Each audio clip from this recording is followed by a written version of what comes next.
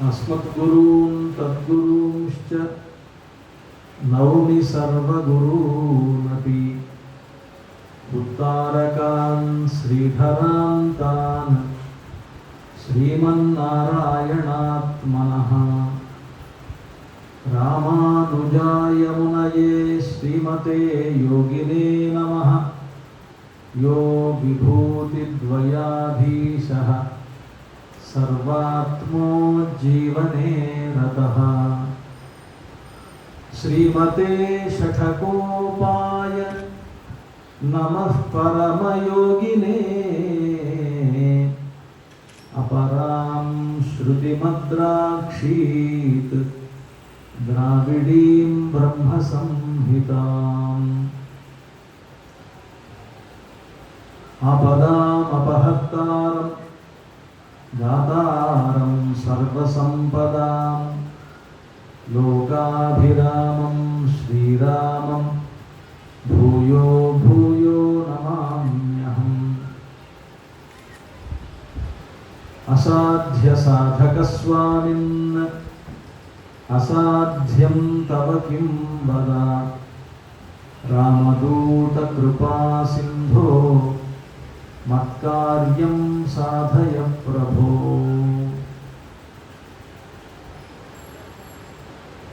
వేదికపై ఉన్నటువంటి శ్రీమాన్ వేణుగోపాలాచార్య స్వామి గారికి, అలాగే ఇక్కడ రామాయణ క్రతువు సందర్భంగా పరమ భాగవతోత్తములైనటువంటి స్వాములు ఏం చేస్తున్నారు. ఈ క్రతువులో భాగంగా వారంతా ఒక్కొక్కరు ఒక్కొక్క పారాయణకు నియమింపబడి ఆయా పారాయణంలో పాల్గొంటూ ఆ కార్యక్రమంలో ఏం చేస్తున్నారు. ఒకవైపున పంచగుండాత్మకంగా చతుష్గుండాత్మకంగా రామాయణ మహాక్రతువు జరుగుతుంది. ఈ సైదాబాద్ కాలనీలో ఇది భద్రాచల రామాలయం. భద్రాచలం అనేటువంటిదే ఇది కూడా. అసలు ఎక్కడ రామాలయం ఉన్నా అదంతా కూడా భద్రాచలం కిందే లెక్క. ఎక్కడెక్కడ రామాలయం ఉన్నా అదంతా అయోధ్యతోనే సమానం. రామశబ్దం ఎక్కడెక్కడ వినిపించినా ఆ ప్రాంతం అంతా కూడా అయోధ్యతోనే సమానము అని సుమిత్ర చెప్తుంది. రామాయణంలో సుమిత్ర చెప్తుంది. ఒకటి మనం గుర్తుపెట్టుకోవలసిన అవసరం ఉన్నది. రామచంద్రమూర్తి దైవమా మానవుడా? ఆ ప్రశ్న ఆ కాలం నుండి ఈ కాలం వరకు అనువర్తిస్తూనే ఉంది. కానీ ఎవరికి ఆయన మానవుడా దైవమా అని నిర్ధారణగా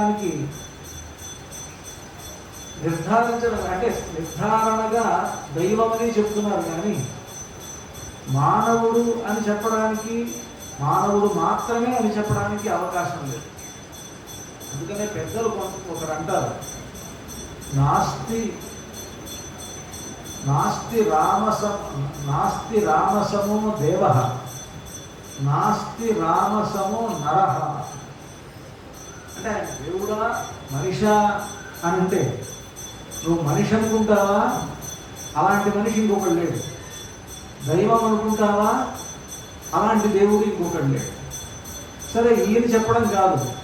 ఇంకొంచెం ముందుకు వెళితే సుందరకాండలోనే హనుమంతుల వారు అక్కడ సీతమ్మ వారిని వెతికేటువంటి సందర్భంలో అప్పుడు అనుకుంటాడనమాట, ఆ రావణాసురుడి సంపద ఐశ్వర్యం ఇవన్నీ కూడా చూసిన తర్వాత ఇంత సంపద ఇంత ఐశ్వర్యం కలిగినటువంటి వాడు గొప్ప తపస్సంపన్నుడైనటువంటి రావణాసురుడు, ఈ రావణాసురుడిని చూస్తే చాలా గొప్పగా అనిపిస్తోంది. రాముడు వచ్చి మాత్రం ఇక్కడ ఏం చేస్తాడు ఆయన అనుకున్నాడు. అనుకుని మళ్ళీ ఆయనే సమాధానపడి నహి రామ సమః కశ్చిత్ విద్యతే త్రిదశేష్వపి రాముడితో సమానమైనటువంటి వాడు దేవతల్లో కూడా లేరు కదా, ఇంకా మళ్ళీ మనకి సందేహం ఏమిటి అనుకున్నారు. అంటే ప్రతి ఒక్కడికి సందేహపడేట్లుగా ఉండడమే దైవం యొక్క లక్షణం. దైవం అంటే ఎలా ఉంటుంది అని అంటే, మనం చాలా గొప్ప విశ్వాసం కలిగిన వాళ్ళం అని మనం అనుకోవచ్చు. ఎంత విశ్వాసం అని అంటే, ఎక్కడ చూసినా భగవంతుణ్ణి చూడగలిగినంత విశ్వాసం, ఎవరిలోనైనా సరే భగవంతుణ్ణి చూడగలిగినటువంటి విశ్వాసం, సర్వత్రా భగవంతుణ్ణి చూడగలిగినటువంటి ఒక గొప్పతనం కలిగి ఉండడంతో పాటు ఆ స్వామి యందు గొప్ప భక్తి శ్రద్ధలు కలిగి ఉన్నటువంటి వాళ్ళమైనా మనకు కూడా భగవంతుడు సందేహాన్ని పుట్టిస్తాడు ఎక్కడో. అంటే అలా పుట్టించడమే మాయా అంటే అంటారు. అంటే ఆయన పుట్టిస్తాడా లేకపోతే ఈ ప్రకృతి పుట్టిస్తుందా అంటే, ప్రపంచంలో ఉండేటువంటి అంటే ఇక్కడ ఉండేటువంటి మన అందరిలోనూ సత్వరజస్తమో గుణములైనటువంటివి మూడు ఉంటాయి కనుక, ఆ మూడిటి యొక్క ప్రభావం మన మీద ఉన్నందువలన సాత్విక గుణం కలిగినటువంటి మనలో భక్తి శ్రద్ధలు ఎలాగైతే ఉంటాయో, రజస్తమో గుణములు అనేటువంటివి పైకి వచ్చినప్పుడు ఆ రజస్తమో గుణములు అనేటువంటివి మనలో ఉండేటువంటి సాత్విక గుణాన్ని అలా తొక్కిపెట్టి అవి పైకి లేచినాయి అనుకోండి, అప్పుడు మనకు కూడా సందేహం కలుగుతుంది. అదేమిటండి, అలా మనం భగవంతున్నే ధ్యానించేటువంటి మనకు ఇలా సందేహం ఎందుకు పుట్టేట్టుగా చేస్తాడు? సత్వగుణం కలిగినటువంటి మనం నిరంతరం భగవంతున్నే ధ్యానిస్తూ ఉన్నప్పుడు సత్వగుణమే ఉండాలి కదా, రజస్తమో గుణాలు ఎందుకు మన మీద ఇలా ప్రభావాన్ని చూపిస్తున్నాయి అంటే, దానికి భగవంతుడు అంటాడు, ఇది ప్రపంచం కదా, ప్రపంచంలో నువ్వు తీసుకునేటువంటి ఆహారం నుంచి లెక్క వేసుకో, నీకుండేటువంటి సంబంధాల నుంచి లెక్కేసుకో, నువ్వు ఎక్కడెక్కడ తిరుగుతున్నావో లెక్కేసుకో, ఏమేమి చేస్తున్నావో లెక్కేసుకో. ఉన్నప్పుడు వాటి ప్రభావం చూపిస్తూనే ఉంటాయి కదా. ప్రపంచంలో మనం ఉన్నప్పుడు మనం నిజంగా భక్తులమే. దానికి భగవద్ విషయంలో ఒక మంచి ఉపాఖ్యానాన్ని, ఒక మంచి ఐతిహ్యాన్ని చెప్పారు కదా. ఏమిటంటే, పరాశర భట్టర్ అనేటువంటి మహనీయులు ఉండేవారు. వారి దగ్గర చక్కగా అందరూ కాలక్షేపం చేస్తుండేవారు, స్వాములుగా ఉండేటువంటి వారు. అందరూ బాగానే ఉన్నారు. బాగానే ఒక సందర్భంలో ఆయన దగ్గర కాలక్షేపం సేవించేటువంటి వాళ్ళల్లో స్వాముల్లాగానే ఇతరులు కూడా కొంతమంది ఉన్నారు. ఆ ఇతరుల్లో ఒక వేశ్య కూడా ఉందిట. ఒక వేశ్య కూడా వాళ్ళ దగ్గర కాలక్షేపం సేవిస్తుంది. ఎవరైతే ఏమిటి కాలక్షేపం వాళ్ళ వృత్తులు ఏమైనా వేదాంతము వైరాగ్యము ఉన్నప్పుడు వేదాంత కాలక్షేపం సేవించడంలో తప్పేం లేదు కనుక ఆవిడ కూడా అక్కడ ఆ కాలక్షేపానికి వస్తున్నది. ఆ స్వాములు వస్తున్నారు, అందరూ కలిసే వారు చెప్పేటువంటి సూక్తులు వింటున్నారు, బాగానే ఉంది. సరే, ఒక సందర్భంలో ఒక రోజున ఈ కాలక్షేపానికి వచ్చేటువంటి వాళ్ళలో ఒక వైష్ణవ స్వామి, ఆ వైష్ణవ స్వామి ఆ వేశ్య దగ్గరికి వెళ్ళారు. వెళ్ళి, మీతో పాటు ఈరోజు నేను గడుపుతానన్నాడు. ఆవిడ ఆశ్చర్యపోయింది. చాలా కాలం ఆయన మామూలుగా ఎప్పుడూ ఆయనతో పరిచయమూ లేదు. అలాంటి వ్యక్తులు వస్తారు అని కూడా తాను అనుకోదు. అలాంటి పెద్దలు తన దగ్గరికి వచ్చారు అని అంటే ఏం చేయాలి అని అనుకున్నది. అంటే విజ్ఞత ఉంది ఆవిడ. ఏమన్నదంటే, స్వామి ఆయన చాలా తొందరగా ఉన్నారు, ఆయన ఈరోజు నీతో నేను గడుపుతాను అంటున్నారు ఆయన. అలా ఉండేటప్పుడు ఆవిడ ఏమందంటే, స్వామి ఒక్క విషయం చెప్తాను, మీరు మేము మన అందరం కలిసి పరాశర భట్టర్ గారి దగ్గర పెద్దల దగ్గర మనం కాలక్షేపం సేవిస్తున్నాం. నేను ఆయన శిష్యురాలిని, మీరు శిష్యులు, మనం అందరం ఆయన శిష్యులం అయినప్పుడు మిమ్మల్ని ఈ విధంగా అంటే మీరు ఈ విధంగా అడిగితే, నేను నా వృత్తి నా వ్యాపారం ఇదే కనుక మీతో పాటు నేను గడపవచ్చు. కానీ మీరు తొందరపడుతున్నారేమో, లేకపోతే మీ దగ్గర వైరాగ్యం అనేటువంటిది ఉందా లేదా, లేదా మీరు ఏమిటి మీ ఉద్దేశం ఏమిటి అని అన్నారు. అంటే నాకు అదంతా తెలీదు, నాకు నీ మీద గొప్ప కోరిక కలిగింది, నేనేం చేయలేను, నీ దగ్గరకు వచ్చేసాను అన్నారు. అంటే అప్పుడు రేపు మా గురువు గారి దగ్గరికి చెప్తాను మీ దగ్గర అని చెప్పినాడు. అలాగే చెప్పాను అని చెప్పన్నాడు. ఎప్పుడు నా నిర్ణయం అయితే మారదు అన్నాడు. ఆవిడ వచ్చింది, గురువుగారి దగ్గర విన్నవించింది. విన్నవిస్తే గురువుగారికి తెలిసిన తర్వాత ఆయన కూడా వీరిని పిలిచారు. పిలిచి, ఏంటి స్వామి మీరు ఇలా చేశారట, ఇలా అన్నారట, ఇలా ఆవిడ అడిగారట కదా, ఏమిటి మీ ఉద్దేశం అన్నారు. అయ్యా మీరు చెప్పినా నేనైతే ఆగలేదు, ఆవిడ దగ్గరికి వెళ్ళి ఉండాలి, ఒక పూటైనా గడపాలని నాకున్నది అన్నాడు. సరే ఒక పని చేయండి, మీరు నిన్న రాత్రి మీరు ఎక్కడెక్కడ తిరిగారు, ఏం ఆహారం తీసుకున్నారంటే, నేను మా ఇంట్లో తిరువారాధన చేసిన తర్వాత పెరుమాళ్ళ ప్రసాదం తప్ప ఇంకేం పుచ్చుకోలేదు. పెరుమాళ్ళ ప్రసాదం పుచ్చుకున్నా సరే నాకు రజోగుణ సంబంధమైనటువంటి ఈ బుద్ధి నాకు కలిగింది కనుక నేను తప్పేం చేయట్లేదు, ఎవరినో చెడగొడితే తప్పు, కానీ చెడిపోయిన వాళ్ళ దగ్గరికి వెళ్ళడానికి ఏమైపోయింది అన్నాడు. అంటే ఆయన సరే అప్పుడు ఆలోచించిన తర్వాత స్వామి బాగానే ఉంది, ఆచార్యుడు దగ్గర కూడా దాచకుండా ఆయన ఈ విధంగా అన్నాడు, ఆ మాట అన్నాడు. అంటే వారు ఏమన్నారంటే, సరే బాగానే ఉంది స్వామి, ఒక పని చేయండి, ఒక్కరోజు మీరు ఈరోజు పూర్తిగా ఉపవాసం ఉండండి, రేపు కూడా మీకు ఇలాగే అనిపిస్తే మీ ఇష్టం వచ్చినట్టు మీరు చేయండి అన్నారు. ఇప్పుడు గురువు గారు మాట విని ఆయన ఒక రోజుల్లో ఉపవాసం ఉన్నారు. ఉపవాసం ఉన్న తర్వాత ఆయన వచ్చిన తర్వాత అప్పుడు అడిగారు, ఈరోజు మీకు ఎలా ఉన్నది, మీరు అక్కడికి వెళ్తారా అని అడిగారు. స్వామి నాకు అలా అనిపించడం లేదు ఇప్పుడు, అంటే ఉపవాసం ఉన్నందువల్ల అనుకోవచ్చు చాలామంది.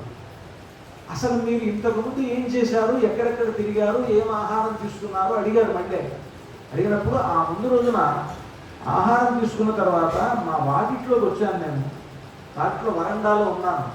వరండాలో అక్కడ ఒక గూడులాగా ఉంటే ఆ గూటిలో ఒక తమలపాకులో సున్నం ఉంది. నేను వేసుకునే తమలపాకుకి ఆ సున్నం వండించుకొని తాంబూలం వేసుకున్నాను. ఆ తాంబూలం వేసుకున్నప్పటి నుంచి నాకు ఎందుకో మంచి రాగాలు కలిగి ఉంటే ఇలాంటి కోరికలు కలుగుతున్నాయి. అదంటేనే నేను ఈ విధంగా చేశానన్నా. అంటే అప్పుడు వారు విచారించమన్నారు, అది ఎవరు, మీరు మీరేనా అంటే, అది ఎవరో ఆ రోడ్డు మీద వెళుతూ ఒక విటుడుగా ఉండేటువంటి వాడు ఆ తాంబూలం వేసుకున్నటువంటి ఆ సున్నాన్ని వీళ్ళ ఇంటి బూట్లో పెట్టి కొంచెంసేపు అక్కడ కూర్చొని అక్కడి నుంచి వెళ్ళిపోయాడు. ఆ విటుడు వాడినటువంటి తాంబూలానికి వాడినటువంటి సున్నాన్ని ఈయన తీసుకోవడం వలన ఆయనకు ఉండేటువంటి బుద్ధి ఈయనకొచ్చి ఈయన ఆ వేశ్యతోటి గడపాలనుకున్నాడు. ఇలా తెలిసిన తర్వాత అప్పుడు అంటే ఇది ఎందుకు చెప్పారు అంటే, ఒక ఆహారం అంటే ఆహార శుద్ధౌ సత్వశుద్ధౌ ధ్రువాస్మృతి. ఆహార శుద్ధి ఏర్పడితే సత్వశుద్ధి ఏర్పడుతుంది, అంటే సాత్వికమైనటువంటి గుణం ఏర్పడుతుంది. సత్వశుద్ధౌ అటువంటి సాత్విక గుణం ఏర్పడినప్పుడు ధ్రువాస్మృతి, మన యొక్క స్మృతి అనేటువంటిది నిలకడగా ఉంటుంది.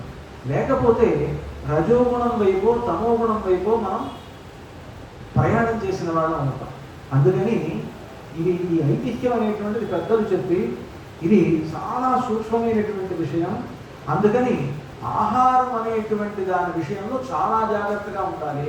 అందుకనే చాలామంది అనుకుంటారు, మన బంధువులే కదా బంధువుల ఇంటికి వెళదాం, మన చెల్లెళ్ళు తమ్ముళ్ళే కదా వాళ్ళ ఇంటికి వెళదాం, లేకపోతే మనకి చాలా దగ్గర వాళ్ళు కదా వాళ్ళ దగ్గరికి వెళదాం, స్నేహితులే కదా వాళ్ళ దగ్గరికి వెళదాం, లేదు ఈరోజు ఆకలిస్తుంది కదా హోటల్కి వెళదాం అని మనం మన ఆకలి తీర్చుకోవడానికి తాత్కాలికంగా రకరకాల ఆహారాలు తీసుకుంటే మనం ఎంత భక్తులమైనా ఎటువంటి సాత్విక గుణం కలవాడమైనా ఆ ఆహారం యొక్క ప్రభావం మన మీద ఉంటుంది. ఆ ప్రభావమే మనం చెడిపోవడానికి కారణమవుతుంది. అందుకని భగవంతుడిని మనం ఎంత ధ్యానించినా తీసుకునేటువంటి ఆహారం విషయంలోనూ మన యొక్క స్నేహం విషయంలోనూ చాలా జాగ్రత్తగా ఉండాలి అని పెద్దలు చెప్తారు. అలా ఉన్నప్పుడు మాత్రమే మనం ఈ ప్రాపంచికమైనటువంటి మాయలో పడకుండా ఉంటాం. అప్పుడు అందుకనే భగవంతుడు ఏం చెప్పారు అని అంటే, దైవీశేష గుణమయి మమ మాయా దురత్యయ మానేవ ఏ ప్రపద్యంతే మాయామేతాం తరంతితే. ఇది భగవంతుడు కృష్ణ పరమాత్మ తన మాయను దాటడానికి మనందరికీ చెప్పినటువంటి ఒక సూక్ష్మమైనటువంటి ఉపాయం. ఏం చెప్తున్నారు ఆయన అంటే, ఈ మాయ అనేటువంటిది ఉన్నదే ఇది దైవీహి ఏషా గుణమయి, ఇది దైవికమైనటువంటిది గుణమయమైనటువంటిది. అంటే ఈ గుణములు అనేటువంటివి తప్పనిసరిగా ప్రతి ఒక్కళ్ళ మీద పనిచేస్తుంది అని అర్థం. పైగా అది దైవికం అన్న తర్వాత భగవంతుడి నియమాన్ని అనుసరించి లోకంలో ఉండేటువంటి ఆయా వస్తువులు ఆయా సందర్భాల్లో వాటికి ఉండేటువంటి గుణములను, వాటికి ఉండేటువంటి లక్షణములను ప్రదర్శించడం అనేటువంటిది వాటికి ఉండేటువంటి సహజ స్వభావం. అలాంటి సహజ స్వభావం కలిగినటువంటి ఆయా వస్తువులు ఆయా గుణములను ప్రేరేపిస్తాయి. మనం తీసుకునేటువంటి ఆహారము సాత్విక ఆహారం అయితే సాత్విక ఆహారం తీసుకున్నందువలన సత్వగుణం అనేటువంటిది పెరుగుతుంది. రాజసిక ఆహారము, తామసిక ఆహారము తీసుకుంటే ఆ రజోగుణము, తమో గుణము వృద్ధి చెందుతాయి.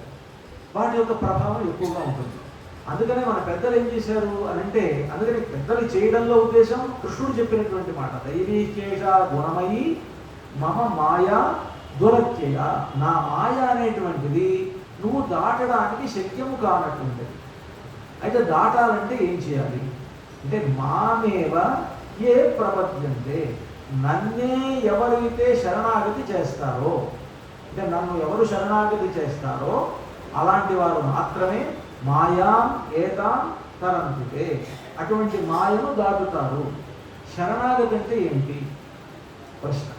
ఇప్పుడు శరణాగతి చేయడం అంటే ఏంటి అంటే, పెరుమాళ సన్నిధానానికి వెళ్ళి గట్టిగా సాష్టాంగ నమస్కారం చేయడమా, మానసికమైనటువంటి అధ్యవసాయం కలిగి ఉండడమా, ఏమిటి అని అంటే, దానికి పెద్దలు ఏం చెప్పారంటే ప్రధానంగా మానసికమైనటువంటి అధ్యవసాయం కలిగి ఉండడం. అంటే నిరంతరం మనస్సులో నేను భగవంతుడికి చెందినటువంటి వాణ్ణి అనేటువంటి ఆ స్మరణ అనేటువంటిది మనలో ఎల్లప్పుడూ కలుగుతూ ఉండాలి. అది శరణాగతి అంటే.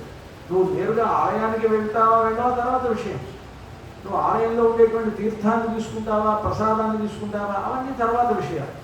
ప్రధానంగా నీ మనస్సులో నువ్వు ఎక్కడ ఉన్నా, ఎలా ఉన్నా, ఎటువంటి పరిస్థితుల్లో అయినా స ఏష దేశ కాలశ్చ అన్నారు. హనుమంతుల వారు ఏం చెప్పారంటే, శరణాగతి చేయడానికి అదే దేశము అదే కాలము అన్నారు. అంటే మనం ఇక్కడ ఉన్నాం, ఒక 10 అడుగుల దూరంలో స్వామివారు ఉన్నారు. అక్కడ దాకా మనం వెళ్ళక్కర్లా. ఇక్కడ ఉన్నప్పుడే ఆ భద్రాచల రాముడిని ఇక్కడి నుంచి నేను శరణాగతి చేస్తున్నాను మనస్సులో అనుకుంటే అక్కడికి వెళ్ళినంత ఫలితం ఏర్పడుతుంది. అలానే వెళ్ళొద్దని అభిప్రాయం కాదు. స ఏష దేశ కాలశ, ఈ కాలంలోనే, ఈ దేశంలోనే అంటే అర్థం ఏమిటంటే, నువ్వు ఎక్కడ ఉన్నావో, ఏ కాలంలో ఉన్నావో ఆ క్షణంలోనే నీ మనస్సులో నువ్వు నేను భగవంతుడికి శరణాగతుణ్ణి, నేను ప్రపన్నుణ్ణి అనేటువంటి భావన నీలో ఉండాలి ప్రధానంగా. ఈ భావన ఎల్లప్పుడూ అది కంటిన్యూ అవుతూ ఉండాలి. కానీ అలా కంటిన్యూ కాకుండా చేసేవి ఏమిటంటే మన చుట్టూ ఉండేటువంటి పరిస్థితులు. ఆ పరిస్థితులు ఏమిటి అంటే, మనం సినిమా హాల్లో ఉన్నాం అనుకోండి. సినిమా హాల్లో ఉండి ఏష దేశ కాలశ్చ అన్నారు కదా, ఇప్పుడు నేను ఇక్కడ శరణాగతి చేస్తున్నానంటే ఎదురుగా నీకు కనిపించేటువంటి దృశ్యం ఒకటి, నీకు ఆ దృశ్యం చూడటం వల్ల నీ మనస్సులో ఏర్పడేటువంటి భావాలు ఒకటి. ఈ భావాల్లో నిజంగా ఈ మాట నువ్వు నీ మనస్సులో ఇదంతా ఉందా అంటే అబద్ధం. అది అబద్ధమే. నువ్వు ఆలయంలో ఉండి, ఆలయంలో ఉంటేనే నీ మనస్సు ఎక్కడికో పోతుంది. ఆలయంలో పెరుమాళ సన్నిధానంలో ఉంటేనే నీ మనస్సు ఎక్కడికో వెళుతుంది. ఒక ఆచార్యుడి సన్నిధిలో ఉంటేనే ఎక్కడికో వెళుతుంది. ఒక రామాయణాన్నో, భారతాన్నో, సద్గ్రంథాన్నో పఠిస్తూ ఉంటేనే ఈ క్షణంలో కాసేపటికి నిద్ర వచ్చేస్తోంది. నిద్రతో పాటు నిన్న చేసిన పని, మొన్న చేసిన పని అవి గుర్తుకొస్తాయి తప్ప ఈ పుస్తకంలో ఉండేటువంటి విషయాలు మనకు అర్థం కావడం లేదే. ఇటువంటి పరిస్థితుల్లో నేను ఎక్కడ ఉంటే అక్కడే నేను శరణాగతులను అవుతాను అనేటువంటి మాట ఎంత అబద్ధం.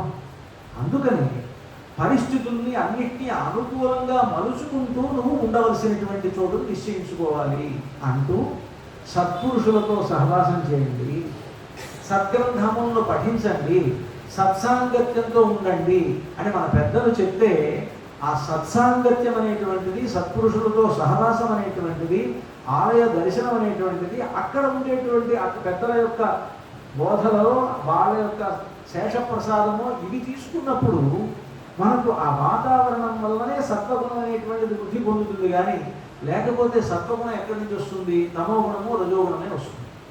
అందుకని శరణాగతి అంటే ఏమిటంటే, ప్రధానంగా మనస్సులో మనం ఎలాగైతే భావిస్తున్నామో మన మనస్సులో ఉండేటువంటి శరణాగతి భావనకు తగిన విధముగా సత్పురుషులతోటి మనం సాంగత్యం చేయడం అనేటువంటి ప్రధానం. ఆ సత్పురుషులే పాదుకలు అన్నారు. పాదుక పట్టాభిషేకం గురించి కదా ఇప్పుడు మనం చెప్పుకోవాల్సింది. ఈ పాదుకా పట్టాభిషేకానికి ఇంత విషయం ఎందుకు అని అంటే, ఈ పాదుకలకు ఉండేటువంటి ప్రభావం ఏమిటి అంటే, రాముని పాదములను అంటిపెట్టుకుని ఉండేటువంటి గొప్ప వస్తువులు కదా అవి. సీతమ్మ ఆయన్ని ఎలాగైతే విడిచిపెట్టలేక ఉన్నదో, ఆదిశేషుడు ఎలాగైతే ఆయన్ని విడిచిపెట్టలేకుండా ఉన్నాడో, ఆ విధంగా పాదుకలు కూడా ఆయన ఎక్కడికి వెళితే అక్కడ ఆయన పాదాలను అంటిపెట్టుకుంది. ఆయన వెళ్ళిన చోటుకల్లా అది కూడా వెళుతూ కాదు, అది ఎక్కడికి వెళుతుందో ఆయన్ని అది తీసుకువెళుతుంది. అది చెప్తున్నాను. అంటే అంత గొప్పది పాదుకలు అంటే. భగవంతుణ్ణి వేంచేపు చేసుకొచ్చే లేదంటే పాదుకలే.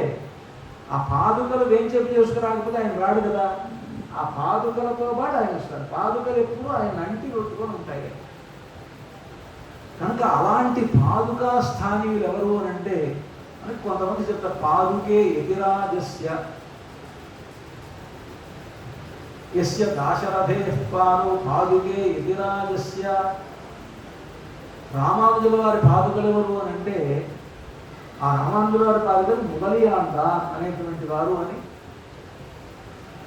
పాదుకే యతిరాజస్య కథయంతి యథాఖ్యేయ.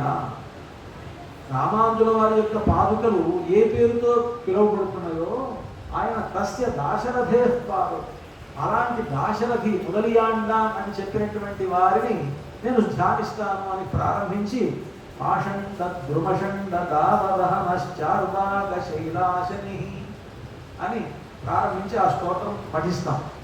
అక్కడ రామానుజుల వారి పాదుకలు ఎవరు అంటే ముదలియాండ అనేటువంటి వారు. ఇప్పుడు మనకి పాదుకా పట్టాభిషేకంలో ప్రధానమైనటువంటి పాదుకలు ఎవరు అనంటే, నిరంతరము రాముణ్ణి ఒక్క క్షణం కూడా విడిచిపెట్టకుండా ఉండేటువంటి లక్ష్మణస్వామినే పాదుకలు. లక్ష్మణస్వామికి మించిన పాదుకలు ఎవరు లేదని ఎందుకు అంటారు అంటే, లక్ష్మణస్వామి లేకపోతే రాముడు లేడు అని. రామాయణంలో మనకి ఇది చాలా ప్రధానమైనటువంటి అంశం. ఎక్కడ చూసినా మన రామచంద్రమూర్తిని చూసినప్పుడు రామచంద్రమూర్తితో పాటు లక్ష్మణస్వామి, సీతమ్మ వారు ఇద్దరు తప్పనిసరిగా ఇద్దరు ఉంటారు కదా. వారిద్దరిని ఎందుకు ఇక్కడ ఒక రాముని పూజిస్తే సరిపోదా? ఇప్పుడు ప్రస్తుతం అయోధ్యలో బాలరాముని అలాగే పూజిస్తున్నారు కదా. అంటే అక్కడ ఉండేటువంటి సంప్రదాయం గురించి మనం చెప్పుకోవడం కాదు, కానీ రామతాపన్య ఉపనిషత్తు అనేటువంటి ఉపనిషత్తు చెప్తోంది, రాముణ్ణి ఏకాకిగా ఉపాసించరాదు. అంటే అక్కడ అయోధ్యలో చేసేది తప్పని చెప్పడం ఇక్కడ ఉద్దేశం కాదు. అయోధ్యలో విషయం వేరు. అయోధ్య ప్రత్యేకమైనటువంటి చోట్ల. అయోధ్యలో రాముని బాలరాముడుగా పూజిస్తారు. అక్కడ బాలుడుగా ఉన్నప్పుడు రాముడు ఎలా ఉన్నాడో అటువంటి పద్ధతిలోనే ఆయనకు ఆరాధనాది ప్రక్రియలన్నీ జరుగుతాయి కనుక అది ఆ క్షేత్రానికి సంబంధించినటువంటి అంశం. ఎట్లాగైతే భద్రాచలంలో ఉండేటువంటి రాముడిని సాక్షాత్తుగా నారాయణ స్వరూపంగానే భావిస్తామో, ఎందుకంటే అక్కడ శంఖచక్రాలతో ఉన్నాడు, అది అక్కడ ఆ క్షేత్రానికి ఉండేటువంటి ప్రత్యేకత. అలాగే సైదాబాద్ కాలనీలో కూడా శంఖచక్రాలతో ఉన్నాడు కనుక ఇది కూడా భద్రాచల రాముడే. ఒక్కొక్క క్షేత్రానికి ఒక్కొక్క చోటికి ఉండేటువంటి ప్రత్యేకతలో, అక్కడ ఉండేటువంటి ఐతిహ్యాలు, వాటిని బట్టి అక్కడక్కడ ఏ విధానం ఉన్నప్పటికీ ఎక్కడైనా రాముణ్ణి మనం పూజించినప్పుడు కేవలం రాముణ్ణి మాత్రమే కాకుండా రాముల వారితో పాటు సీతమ్మ వారు తప్పనిసరిగా ఉండాలి. ఆ సీతారాములతో పాటు తప్పనిసరిగా లక్ష్మణస్వామి కూడా ఉండాలి. ఎందుకు లక్ష్మణస్వామి ఉండాలి అంటే, సీతమ్మని విడిచైనా సరే రాముడు ఉన్నాడు, కానీ లక్ష్మణస్వామిని విడిచి లేడు. అది మనకు రామాయణంలోనే చెప్తారు. సీతమ్మని విడిచి రామచంద్రమూర్తి రావణాసురుడు ఎత్తుకు వెళ్ళిపోయినప్పుడు ఉన్నాడు. సీతమ్మను తానే అడవుల్లో వదిలేశాడు ఇంకో సందర్భంలో. మూడో సందర్భంలో సీతమ్మ తనంతట తానే అవతార పరిసమాప్తి చేసింది. అలా 3 సందర్భాలు రామావతారంలో సీతమ్మ వారిని విడిచి రాముడు ఉండవలసినటువంటి ఆగత్యం ఏర్పడింది. మొదటిసారి రావణాసురుడు ఎత్తుకు వెళ్ళాడు. అలా ఎత్తుకు వెళ్ళడం వలన సీతమ్మ వారు కృప అనేటువంటి తన గుణాన్ని లోకానికి చూపించింది అన్నారు. రెండవసారి సీతమ్మ వారిని రాముడే అడవుల్లో వదిలిపెట్టాడు. అలా వదిలిపెట్టినప్పుడు సీతమ్మ రాముడే నన్ను వదిలిపెట్టాడు కనుక నా జీవితాన్ని ఇక్కడితో అంతం చేసుకుంటాను, నేను ఆత్మహత్య చేసుకుంటాను అనుకోని కూడా నన్ను ఇలా ఆత్మహత్య చేసుకోమని రాముడు చెప్పలేదు కదా. పైగా రాముడికి సంబంధించినటువంటి సంతానం నా కడుపులో పెరుగుతోంది. నాకు నా జీవితాన్ని అంతం చేసుకునేటువంటి స్వాతంత్ర్యాన్ని నాకు రాముడు ఇవ్వలేదు కనుక నేను బ్రతికే ఉండి రాముడికి సంతానాన్ని కనిపెట్టి ఆ తర్వాత ఆలోచిస్తానని అలాగ తన ప్రాణాన్ని నిలుపుకుంది. ఆ విధంగా తన పారతంత్ర్యాన్ని చూపించింది రెండో సందర్భంలో సీతమ్మ.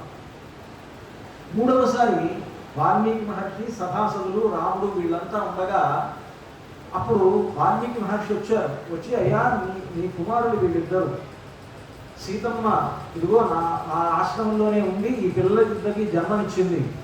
వీరిద్దరూ చక్కగా నీ వంటి మంచి పరాక్రమవంతులయ్యారు.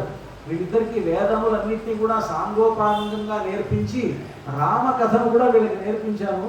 వీళ్ళిద్దరూ నీ సంతానము అని చూపించి, ఇప్పుడు ఇదిగో సీతమ్మ ఈవిడ చాలా పవిత్రురాలు, లోకపావని ఆవిడ అని చెప్తే వాల్మీకి మహర్షి అప్పుడు మళ్ళీ రాముడు అన్నాడు, ఇంతమంది అది ఎక్కడో రావణాసుడి లంకలో సీతమ్మ పాతిపత్యాన్ని నిరూపించుకుంది, అలాగే ఇక్కడ ఇంతమంది దగ్గర అయోధ్యలో ఇంతమంది దగ్గర ఆవిడ దగ్గర తన పాతిపత్యాన్ని నిరూపించుకుంటే అలాగే నాతో పాటు ఉండొచ్చు అన్నాడు. అంటే అప్పుడు సీతమ్మ అప్పుడు ప్రతిజ్ఞ చేసింది అన్నాడు. అంటే ఆవిడ మనసులో ఉంటుంది, ఇలా అందరికీ కనిపించిన ప్రతి ఒక్కరికి నిదర్శనాలు చెప్తూ కూర్చుంటే ప్రతి ఒక్కరి దగ్గర పాతిపత్యాన్ని నిలుపుకుంటూ కూర్చోవడం కాదు కదా ఆవిడ ఉద్దేశం. ఇక్కడ వచ్చినటువంటి పని అయింది. రావణ సంహారాని కోసమే కదా భగవంతుడు రాముడుగా అవతరించాడు. రావణ సంహారం అయిపోయింది కనుక ఇంక ఈ అవతార పరిసమాప్తి చేయవలసినటువంటి అవసరం ఏర్పడింది కనుక ఆ సీతమ్మ అన్నది, తథామే మాధవీదేవి వివరం దాతుమర్హతి. నేను కనుక రాముడికే చెందిన దాన్ని అయితే అనన్య భోగ్యత్వం అంటే రాముడికే చెందిన దాన్ని, రాముడికి నా యందు అలాంటి ప్రేమయే కనుక ఉన్నట్లయితే తథామే మాధవీదేవి వరం దాతుమర్హతి. అలాంటప్పుడు ఈ భూమి అనేటువంటిది నాకు చోటునివ్వాలి అని భూదేవిని ప్రార్థించినవాడు. నేనే కనుక పతివ్రతనైతే, నేనే రాముడికే చెందిన దాన్ని అయితే, రాముడు నన్నే తలుచుకుంటూ ఉండేటువంటి వాడైతే, రాముడు ఏకపత్ని వృతుడైతే, మా ఇద్దరి యొక్క సంబంధం అటువంటి గొప్ప అవినాభావ సంబంధం కనుక అయినట్లయితే ఈ భూమి నాకు ఒక చోటునివ్వాలి అని ప్రార్థిస్తే ఆ భూమిని ఇలా పెళ్లగించుకొని లోపల నుంచి భూదేవి వచ్చి ఒక సింహాసనంతో పాటు సీతమ్మ వారిని తనతో పాటు ఆ భూమిదేవి తీసుకువెళ్ళింది. ఏ భూమి నుంచి అయితే సీతమ్మ బయట వచ్చిందో, యజ్ఞ క్షేత్రోద్భూత సీతా సమేతం అన్నట్లు యజ్ఞక్షేత్రము నుండి ఉద్భవించినటువంటి ఏ సీతమ్మ ఏ భూమి నుంచి పుట్టిందన్నామో, భూజాత అన్నామో, అటువంటి భూజాత తిరిగి భూమిలోకి వెళ్ళిపోయింది. ఎప్పుడైతే సీతమ్మ భూమిలోకి వెళ్ళిపోయిందో, వెళ్ళిపోయిన తర్వాత కూడా కొంతకాలం పాటు రామచంద్రమూర్తి ఉన్నాడు భూలోకం. కొంతకాలం పరిపాలించాడు రాజ్యాన్ని. అలా పరిపాలించిన తర్వాత అప్పుడు మళ్ళీ ఒక పరీక్ష. యమధర్మరాజు వచ్చాడు. వచ్చి యమధర్మరాజును రామచంద్రుడితో మాట్లాడుకోవాలి. వాళ్ళిద్దరు మేమిద్దరం మాట్లాడుకుంటూ ఉండగా ఎవరు లోపలికి రావడానికి వెళ్ళలేదు అని కండిషన్ పెట్టారు. పెట్టి ఆయన లక్ష్మణస్వామినే కాపలాగా పెట్టారు. ఈ లోపల దుర్వాస మహర్షి వచ్చారు. రాగానే ఆయన నేను లోపలికి వెళ్ళాలి, రాముడితో మాట్లాడాలి. రాముడు మీటింగ్లో ఉన్నాడు, ఇప్పుడు మాట్లాడడానికి అవకాశం లేదు అంటే అప్పుడు ఆయన అన్నాడు, ఆ మహర్షి నువ్వు కనుక నన్ను లోపలికి పంపించకపోతే నీ వంశం అంతా కూడా పోయేట్లుగా చేస్తాను, లేకపోతే ఈ అయోధ్య మొత్తం కూడా తగలబడిపోయేట్టుగా చేస్తాను అని చెప్పి నేను శాపం ఇస్తానన్నాడు. అప్పుడు లక్ష్మణస్వామి ఏమనుకున్నాడంటే, అలాగా నాకు ఈ విధంగా నా వల్ల నేను లోపలికి వెళితే నాకేదో శిరచ్ఛేదం జరుగుతుందని నేను వెళ్లకుండా ఉంటే, ఈయన నా వంశానికో లేకపోతే ప్రపంచానికో అంతటికీ కీడు చేసేట్లుగా ఉన్నాడు కనుక అందరి కోసమని నేను వెళ్ళినందువలన నా శిరచ్ఛేదమే కదా అయ్యేది అని అనుకోని లక్ష్మణస్వామి రాముడు లోపలికి వెళ్ళాడు. ఎప్పుడైతే లక్ష్మణస్వామి లోపలికి వెళ్ళాడో యమధర్మరాజు అంతర్ధానం అయిపోయాడు. అంతర్ధానం కాగానే రాముడు అనుకున్నాడు, లక్ష్మణ ఎందుకు వచ్చావు నువ్వు లోపలికి అంటే ఆయన అన్నాడు, ఇలాగా దుర్వాస మహర్షి వాకిట్లో నిల్చొని ఉన్నాడు, అయితే ఇంత తొందరపడ్డావు ఎందుకు అని ఒక ధర్మ సంకటం ఏర్పడింది. ఒక నిరపరాధి అయినటువంటి లక్ష్మణస్వామిని ఇప్పుడు శిరచ్ఛేదం చేయాలి కనుక ఏం చేయాలి అని వశిష్ఠుడు మొదలైనటువంటి వాళ్ళందరినీ పిలిచి వాళ్ళందరినీ కూడా ప్రశ్నించాడు రామచంద్రుడు. అంటే వాళ్ళందరూ అన్నారు, వశిష్ఠుడు ఒక పని చేయవయ్యా, శిరచ్ఛేదం దీనికి శిక్ష అనుకున్నాం కనుక ప్రత్యేకించి శిరచ్ఛేదం అవసరం లేదు, ఆయన ముఖం చూడకుండా ఉంటే చాలు కనుక ఆయన్ని ఈ అయోధ్య నుంచి పంపించేసాను. ఆయన నువ్వు చూడకు, ఇంకా ఆయన ఎప్పుడైతే చూడలేదో, ఆయనతో ఎప్పుడైతే మాట్లాడకపోతే ఇంకా నీకు శిరచ్ఛేదం చేసిన దాంతో సమానం, అంటే అతను చనిపోయిన దానితో సమానం. చాలామంది గుర్తుపెట్టుకోండి, ఒక వ్యక్తి మీద మనకి కోపం రావచ్చు, భార్య మీద కోపం రావచ్చు, కొడుకు మీద కోపం రావచ్చు. నీ ముఖం చూడను, నీతో మాట్లాడను అని ఒకసారి మనం అనుకున్నాము అని అంటే ఆ వ్యక్తి సరిపోయినట్లు అర్థం. అంటే అది చేద్దామా? రామాయణం అంటే శ్రీరామాయణ ధర్మతంత్రం. శ్రీ రామాయణం అనేటువంటిది ధర్మశాస్త్రం. రామాయణంలో ఉండేటువంటి ప్రతి అంశము ధర్మమే. కనుక శ్రీరామాయణ మూలమంత్రమఖిలం యోవేత్తి, శ్రీరామాయణ ధర్మతంత్రమఖిలం యోవేత్తి కర్తుం వసం, శ్రీరామాయణ గృహ్యసూత్రమఖిలం యోవేత్తి కర్తుం వసన్ తం దేవం ధ్యాయామి శుద్ధాత్మనే. అంటే శ్రీరామాయణ మూలమంత్రమిఖిలం యోవేత్తి అని హనుమంతుల వారికి రామాయణం అంతా కూడా ఒక మూలమంత్రం. శ్రీరామాయణం అనేటువంటిది ఒక ధర్మతంత్రం, శ్రీరామాయణం అనేటువంటిది ఒక దృశ్యసూత్రం అంటారు. అంటే అన్ని రకాలైనటువంటి ధర్మ విషయములన్నీ కూడా రామాయణంలో ఉన్నాయి కనుక అటువంటి రామాయణంలో ఉండేటువంటి ఇదనమాట. అందుకని అప్పుడు ఏం చేశారు అంటే ఆ వశిష్ఠుడి మాట విని లక్ష్మణస్వామిని ఇక అయోధ్య నుంచి నువ్వు వెళ్ళిపోమన్నారు. లక్ష్మణస్వామి అయోధ్య నుంచి వెళుతూనే ఆయన సరయూ నదిలోకి వెళ్ళిపోయారు. లక్ష్మణస్వామి ఏ సరయూ నదిలోకి అయితే వెళ్ళారో అదే సరయూ నదిలోకి రామచంద్రమూర్తి వెళ్ళిపోయారు. ఇలాగా లక్ష్మణస్వామి లేనటువంటి లోకంలో రామచంద్రమూర్తి లేడు. కనుక లక్ష్మణుని మించినటువంటి పాదుక ఇంకెవరు? అంటే పాదుక అంటే ప్రత్యేకించి రాముడు కాళ్ళకి తొడుక్కునేటువంటి పావుకోళ్ళు అని అనుకుంటారేమో, అలా కాదు. లక్ష్మణస్వామియే అనేటువంటి విషయాన్ని అయోధ్యాకాండలో మనకు చెప్తారు పెద్దలు. అయోధ్యాకాండలోనే ఈ పాదుక పట్టాభిషేక అంశం అంతా కూడా ఉన్నది. మనకి ఈరోజు అంశం ఏంటంటే పాదుక పట్టాభిషేకము. పాదుకలకి పట్టాభిషేకం జరుగుతున్నది.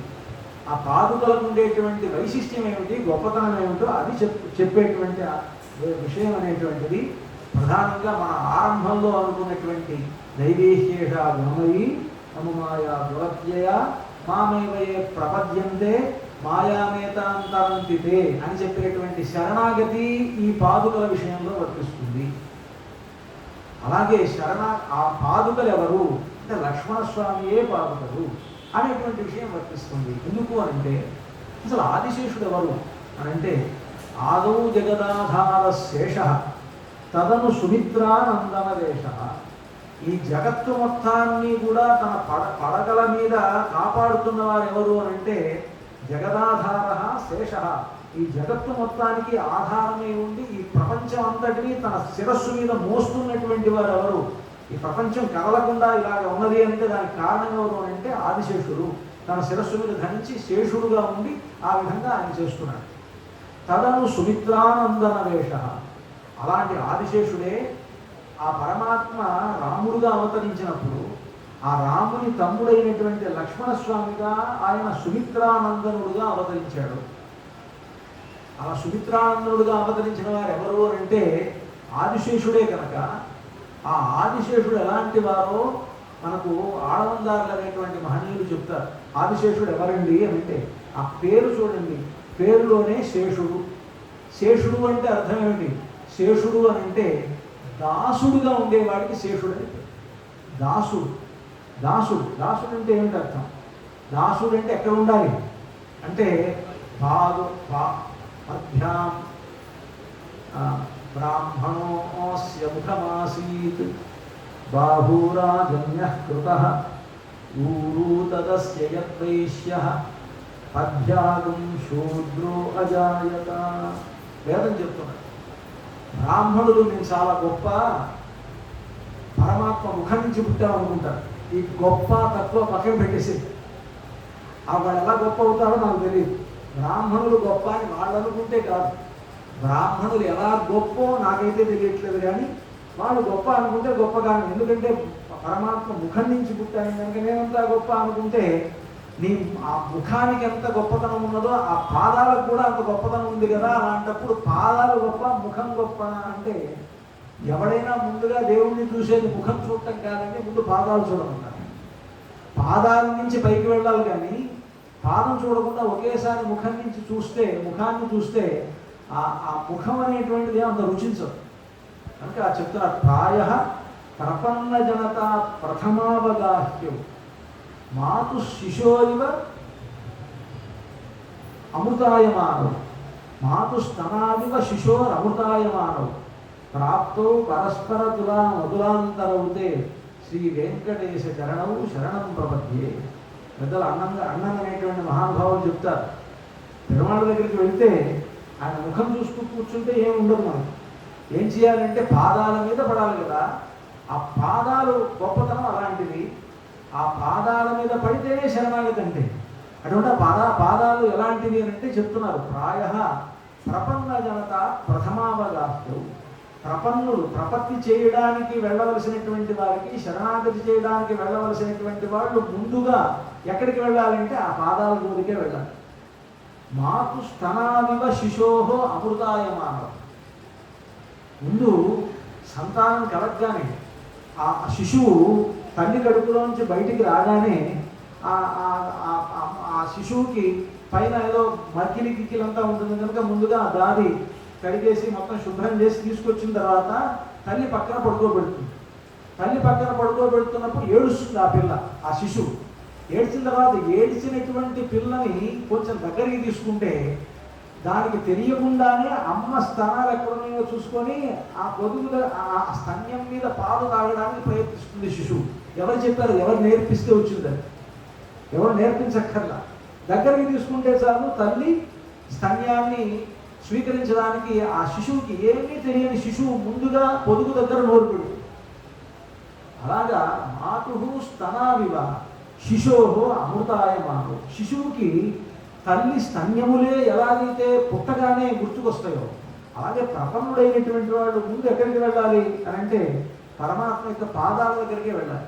ఆ పాదముల నుండి ఎవరు పద్యాదు శూద్రో అజాయత, ఆ పాదముల నుండి పుట్టినటువంటి వాడికి శూద్రుడని పేరైతే ధర్మశాస్త్రం చెప్తున్నది శూద్రుడిని దాసుడని చెప్పమని.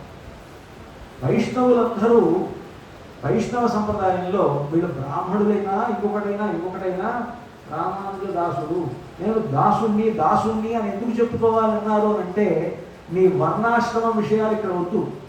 భగవంతుడి దగ్గరికి వస్తే నేను బ్రాహ్మణుడిగా లేకపోతే క్షత్రియుడిగా ఇవేం చూద్దా ఆయనకి ఇవేం అవసరంలా. ఆయన ముఖం నుంచి పుడితే పుట్టుండొచ్చు కావాలి, అంటే వాడికి ఏదో కొన్ని పనులు ఉన్నాయి, వాడు ఆ పనులు చేసుకుంటాడు. ఆయన బాహువుల నుంచి పుట్టితే వాడు రాజ్య పరిపాలన చేసుకొని అది ఈ లోకం వరకే వాడికి ప్రయోజనం.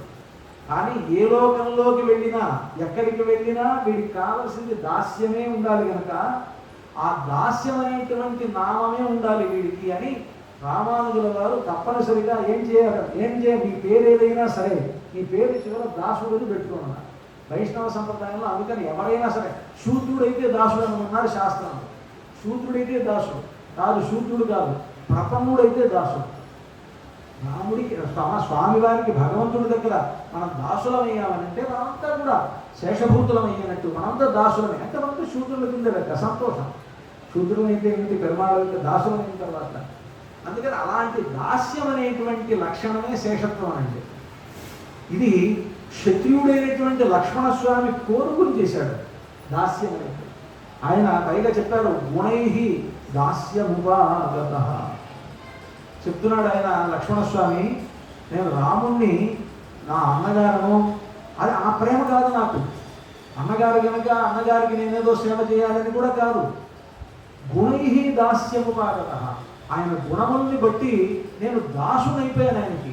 దాసునైపోయి ఆయన ఎక్కడుంటే ఎలా ఉంటే ఎట్లా అహం సర్వం కరిష్యామి జాగ్రత్త స్వపదశ్చదే. ఆయన పడుకోనున్నా మేలుకోనున్నా ఏ సమయంలోనైనా సరే ఆయన కావలసినటువంటి కైంకర్యములన్నీ కూడా నేనే చేస్తామని ఆయనతో వెంబడికి వచ్చామన్నారు. అంటే పాదుకలంటే ఎవరు అంటే లక్ష్మణస్వామి కాక ఇంకెవరు ఉంటారు? రాముడు అయోధ్య నుంచి బయలుదేరి వచ్చేటప్పుడు పాదుకలు ధరించి వచ్చినట్లుగా వాల్మీకి ఇక్కడ చెప్పరు. అయితే పాదుకలు అంటే కొంతమంది చెప్తారు తమాషాగా, అంటే రామాయణం చదవని వాళ్ళు చెప్పేటువంటి మాట బాగానే ఉందండి. భరతుడికి ఎంత కోపం ఉంటే రాముడు అంటే, రాముడు భరతుడి వల్ల అడవులకు వెళ్ళాడు. వెళ్ళినప్పుడు పాదుకలు వేసుకుని వెళ్ళాడు ఆయన. అక్కడికి వేసుకెళ్ళిన తర్వాత కూడా ఈ పాదుకలు కూడా లాక్కొని వెళ్ళిపోయాడు ఆయన భరతుడు. అంటే ఇది తెలియని వాడు చెప్పేమాట. అంటే భరతుడు రాముడి దగ్గర పాదుకలు కూడా లాక్కొని వెళ్ళాడని అర్థం కాదు ఇక్కడ. రాముడు పాదుకలు వచ్చినట్లుగా రామాయణంలో లేదు. కానీ సీతమ్మ వారు కూడా ఆ పాదుకలు ఏ పని చేస్తున్నాయో ఆ పని చేస్తాను అంది కదా. ఏమనంటే సీతమ్మ ఆ రాముడితో వచ్చేటప్పుడు, రామా నేను నీతో పాటు వస్తాను అంటే, వద్దు అక్కడ సింహాలు ఉంటాయి, పుళ్ళు ఉంటాయి, రాక్షసులు ఉంటారు, మెట్ట పల్లాలు ఉంటాయి, అన్నీ ఉంటాయి, అడవులు చాలా కష్టం ప్రయాణం చేయడం, ఇక్కడ చాలా సుఖంగా ఉన్నాం, ఇక్కడే ఉండమన్నాడు. రకరకాలుగా చెప్పి చూశాడు. చివరికి సీతమ్మ కాదు నేను రావాల్సిందే అంటే, నేను తీసుకువెళ్ళన్నాడు. నువ్వు తీసుకెళ్ళకపోతే నేను చూసి మా నాన్న ఏమనుకుంటాడంటే ఆడదానికి ఇచ్చి పెళ్లి చేశానేమో అనుకుంటాడు అన్నాడు. అన్నాడు కానీ అంటే ఆ స్త్రీయం పురుష విగ్రహం. నిన్ను చూడగానే మా తండ్రి గారు మామగారు, మీ మామగారు ఉన్నారే, ఆయన ఏమనుకుంటాడంటే మా అమ్మాయిని ఒక ఆడదానికి ఇచ్చి పెళ్లి చేశాను అనుకుంటాడు. నేను మగాడు వెళ్ళి తీసుకెళ్ళండి అంటే, నేను మగాడినే నిరూపించుకోవడానికి ఆయన తీసుకువెళ్తే నువ్వేం చేస్తావు అని అడిగాడు ఆయన సీతమ్మ వారు.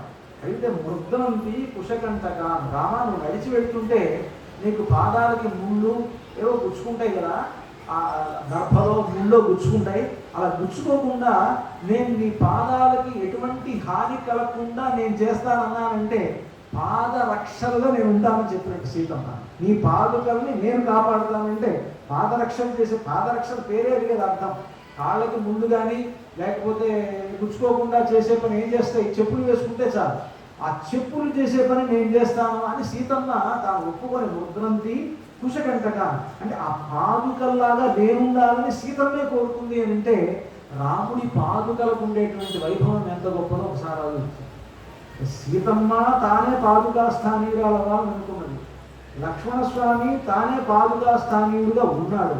లక్ష్మణస్వామి అయితే గ్యారంటీగా ఉన్నాడని ఆడవందాగా చెప్తారు. నివాస శయ్యాసన పాదుకాం శుకోపధాన వర్షాతపవారణాదిభి శరీరభేదై తవ శేషతాంగతై యథోచితం శేష ఇతీర్యతే జనై చెప్తున్నారు. ఆదిశేషుడు అంటే ఎవరు అంటే, భగవంతుడు ఎక్కడన్నా ఉందామనుకుంటే ఆయన ఆలయం, ఈ ఆలయం అంతా ఉందే, ఇది ఆయన స్వామివారు ఏం చేస్తున్నారు కదా, ఈ ఆలయం ఏమిటి అంటే ఈ ఆలయం ఆదిశేషుడే. అందుకని బయట నుంచి వచ్చేటప్పుడే ఒకసారి నమస్కారం చేసి లోపలికి రావాలి. ఆలయం ఆదిశేషుడు. నివాస భగవంతుడు ఉండేటువంటి నివాసం ఆదిశేషుడే. ఆయన ఎక్కడుంటే అది ఆదిశేషుడు. మనం కేవలం శేషాద్రి అని వెంకటాచలాన్ని మాత్రమే అనుకోకర్లా. అది కూడా శేషాద్రి వెంకటాచలం స్పష్టంగా.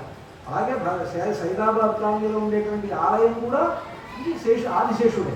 నివాస శయ్య స్వామివారికి ఇక్కడ ఏదైనా ఒక ఉయ్యాల ఉంటే ఆ ఉయ్యాలలో రాత్రి కూడా ఆయనకి ఏకాంత సేవ చేస్తున్నారంటే ఆ ఏకాంత సేవకు ఉపయోగపడేటువంటి ఆ శయ్య ఉన్నదే, ఆ పడక, ఆ ఉయ్యల, అది ఆదిశేషుడు. నివాస శయ్య స్వామివారు కూర్చోవడానికి ఆసనం, అక్కడ ఆసనం వేశారు, ఇక్కడ సింహాసనం, ఇక్కడ ఒక ఆసనం వేశారు. ఈ ఆసనాల్లో ఆయన ఏం చేసి ఉంటాడు అంటే అదేదో ఆసనం అనుకోవద్దు, అది ఆదిశేషుడే.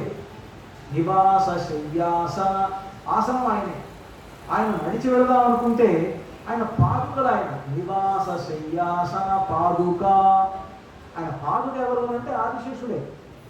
అంశుక పాదుకాంశుక, అంశుకం అంటే ఉత్తరీయం. ఆ ఉత్తరీయం ఆయనే.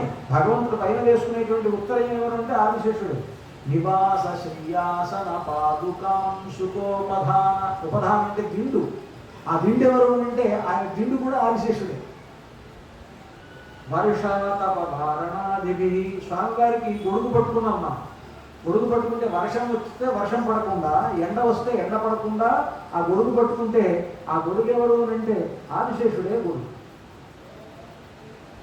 శరీర భేదై తవ శేషతాంగతై, ఇలాగా స్వామివారు ఏ ఏ సందర్భంలో తాను ఏ విధంగా తన చేత పరిచర్యలు చేయించుకుంటారో ఆయా సేవలను చేయడానికి నిరంతరం ఆయనకి వెన్నంటి ఉండి, ఆయన పడుకోవాలంటే పక్కగా, ఆయన దిండు పెట్టుకోవాలంటే దిండుగా, పైన గొడుగు కావాలంటే గొడుగుగా, కూర్చోవడానికి ఆసనం కావాలంటే ఆసనంగా, ఉండడానికి ఒక నివాసంగా, ఇవన్నీ కూడా ఉండేటువంటి ఆ ఆదిశేషుడే ఆయన నడిచి రావాలంటే పాదుకలుగా అయి, ఆయన పాదుగా స్థానికుడే, పాదుకగానే ఆయన అయిపోయి నిరంతరం ఆయన పాదాలని కాపాడుతూ ఉంటాడు కనుక ఆయన ఆదిశేషుడు ఎవరు అంటే ఆ పాదుకలు కనుక ఆ ఆదిశేషుడైనటువంటి వాడే తదను సుమిత్ర నందనవేష ఆ రామావతారంలో ఆయన సుమిత్రానందుడుగా అవతరించాడు కనుక లక్ష్మణస్వామియే పాదుకా స్థానీయుడిగా ఉండి రాముణ్ణి అనుసరించి రాముడు అడవిలో ఉన్నప్పుడు కానివ్వండి ఎక్కడ ఉన్నా అలాగా ఆయనతో పాటు ఉన్నాడు. ఎప్పుడైతే లక్ష్మణస్వామి అవతారం అయిపోయిందో పాదుకలు ఎప్పుడైతే తీసేశారో స్వామి కూడా వెళ్ళిపోయాడు అక్కడి నుంచి. స్వామి కూడా మీరు ఎప్పుడైతే ఆయనకు కావాల్సిన ఆసనం ఇవన్నీ తీసేస్తే ఉద్వాసనం చెప్పినట్టు అన్నమాట. రాముడి అవతారం అంటే ఉద్వాసన, రాముడు అవతారం ఎలాగో ఉద్వాసనం కూడా అలాగే. ఉద్వాసనం అంటే ఏం చేస్తారు మీరు? ఏదైనా సరే ఆవాహయామి ఆసనం సమర్పయామి అనగానే మళ్ళీ పునః యజ్ఞమే యజ్ఞమే యజ్ఞ దేవాహ అని చెప్పి అక్షతలు వేసేసి యథాస్థానం ఉద్వాసయామి అంటే వెళ్ళిపోతారు భగవంతుడు. అలాగే ఆ యథాస్థానం ఉద్వాసయామి అన్నట్లుగా రాముడు అవతారం కోసం వచ్చినప్పుడు ఈ ఆదిశేషుడుగా వచ్చినటువంటి ఆయన పాదుకలుగా వచ్చినటువంటి వాడు పాదుకా స్థానీయుడైన లక్ష్మణస్వామి ఎప్పుడైతే వెళ్ళిపోయాడో వెళ్ళిపోతే ఆయన కూడా వెళ్ళిపోయాడు అర్థం. పాదుకలు ఎక్కడికి వెళ్ళినాయో అక్కడ. అందుకనే పాదుకలు అనేటువంటివి వేంచేపు చేసుకుని వస్తాయి. అందుకనే రాముడిని పూజించేటప్పుడు కేవలం రాముడు మాత్రమే కాదు, కేవలం సీత మాత్రమే కాదు, సీతారాములతో పాటు లక్ష్మణస్వామి కూడా ఉండాలి. ఈ ముగ్గురితో పాటు హనుమంతుడు కూడా ఉండాలి. ఎందుకంటే ఆయన కూడా పాదుకా స్థానీయుడే. ఆయన శ్రీరామ పాద సేవ ధురంధరుడు కనుక. అంటే రాముడి పాదుకలు అంటే ఎంతమందో చూడండి, ఇంతమంది పాదుకలు అన్నమాట. వీళ్ళంతా పాదుకలైతే మనమంతా కూడా పాదుకలమే. ఎందుకు పాదుకలం అవుతామంటే ఎప్పుడైతే రాముడి భక్తిని మనం అలవర్చుకున్నామో మనమంతా కూడా పాదుకా స్థానీయులంగానే ఉంటాం. అయితే ఇటువంటి భావన మనలో కలగజేయడం కోసమనే వాల్మీకి మహర్షి ఒక గొప్ప విషయం రామాయణంలో.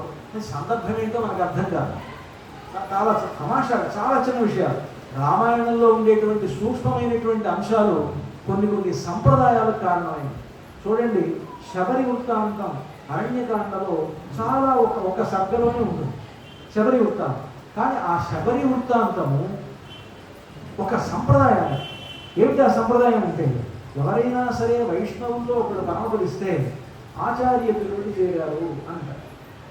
ఆచార్య తిరువడి, ఇది ఈ మాట ఎక్కడ వస్తుందంటే రామాయణంలో ఈ శబరి వృత్తాంతం. ఈ శబరి ఏం చెప్తుంది అని అంటే, తాను రాముడితోటి రామా నువ్వు అనుజ్ఞ ఇస్తే నేను ఎవరికైతే సేవ చేశానో ఆ సేవ చేసినటువంటి గురువుని వెళ్ళిన చోటుకి నేను వెళ్తానంటాడు. అలాగే వెళ్ళమన్నాడు రాముడు. వెళ్ళమంటే ఆవిడ తాను ఏ గురువులకైతే సేవ చేసిందో, మతంగ మహర్షి మతంగ ఆశ్రమంలో తాను ఉంది.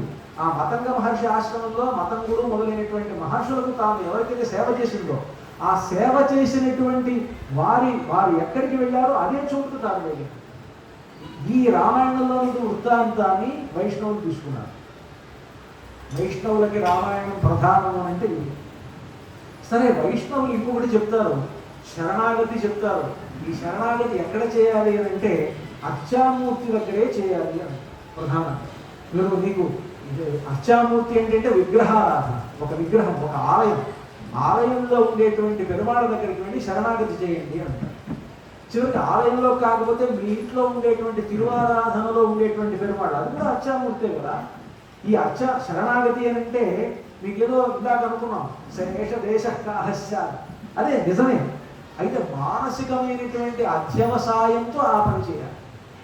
ఎక్కడ అర్చామూర్తి ఉన్నారో, ఎక్కడ భాగవతోత్తములు ఉన్నారో ఎక్కడ భగవంతుడు ఎక్కడ ఉంటాడు, ఎక్కడ భాగవతోత్తములు ఉంటారో అక్కడ భగవంతుడు ఉంటాడు. అంటే ఎక్కడ భాగవతోత్తములు అంటే పాదుకలే. ఇక్కడ ఏం చెప్తున్నారు అంటే, ఒక పాదుకలకి ఇంత గొప్పతనాన్ని రాముడు అక్కడ ఎంత చాలా తక్కువ విషయం.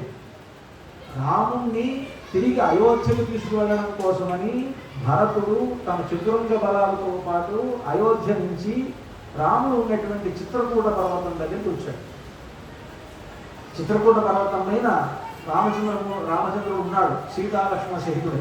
రమమాణావనేత్రయ, వాల్మీకి మహర్షి చెప్తారు. చిత్రకూట పర్వతంతో ఎలా ఉన్నారు ఆ ముగ్గురు అని అంటే, రమమాణావనేత్రయ, ముగ్గురు ఆనందంగా ఉన్నారు. ఎలా ఉన్నారు అని అంటే, వాళ్ళ ముగ్గురు మాతా పిత పుత్ర తదేవ తన్మిథునం, తల్లి తండ్రి కొడుకు ముగ్గురు కలిసి ఉంటే ఎంత ఆనందంగా ఉంటారో. అంటే తల్లి తండ్రి ఇద్దరు మాత్రమే జంట అనుకోకండి. జంట అంటే మిథునం అని జంట అంటే భార్యాభర్తలు ఇద్దరు జంట అనుకుంటారేమో అని వేదం ఏం చెప్తుందంటే, ప్రజయాహి మనుష్య పూర్ణ, కేవలం భార్యాభర్తలు ఇద్దరికి పెళ్ళైనంత మాత్రం వలన వాడికి పరిపూర్ణత్వం కాదు. పెళ్ళయి సంతానం కలిగితే అప్పుడు పూర్ణత్వం వస్తుంది. అది వేదం చెప్తుంది. ప్రజయా హి మనుష్య పూర్ణ, ప్రజయ సంతానం వలన మనుష్యుడికి పూర్ణత్వం వస్తుంది. ఆ పూర్ణత్వం వలన అప్పుడు వాళ్ళిద్దరూ జంట అని పిలువబడతారు.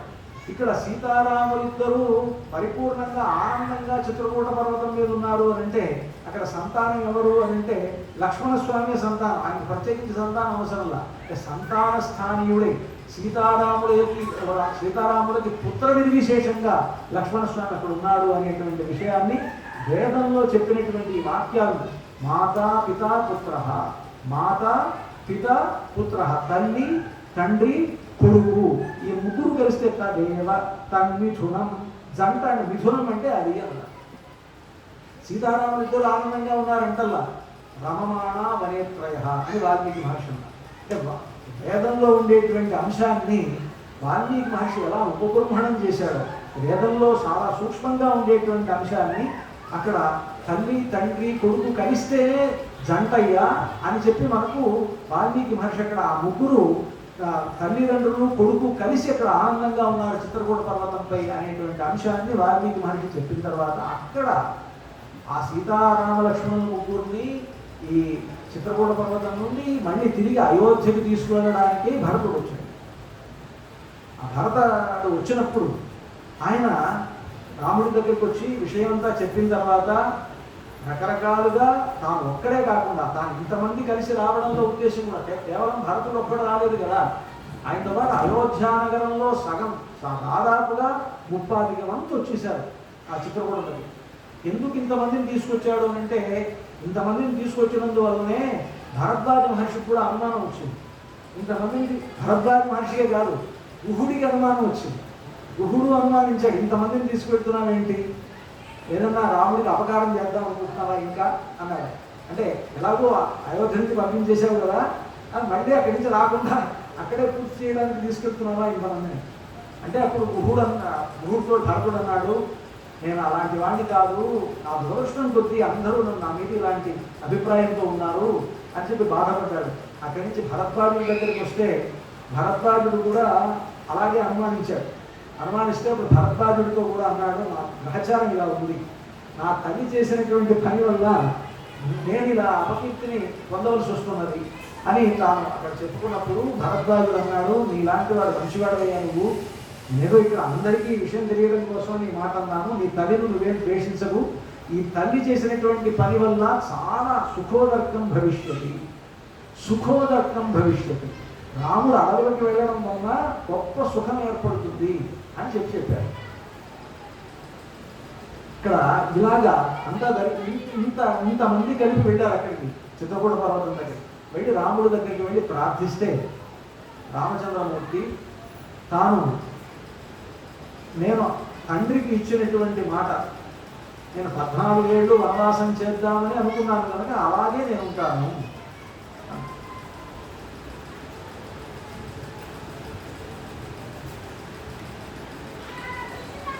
అని ఆయన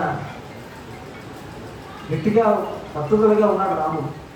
ఇప్పుడు భరతుడు ఎట్లాగైనా తీసుకువెళ్ళడం కోసమని ప్రయత్నం చేస్తున్నాడు.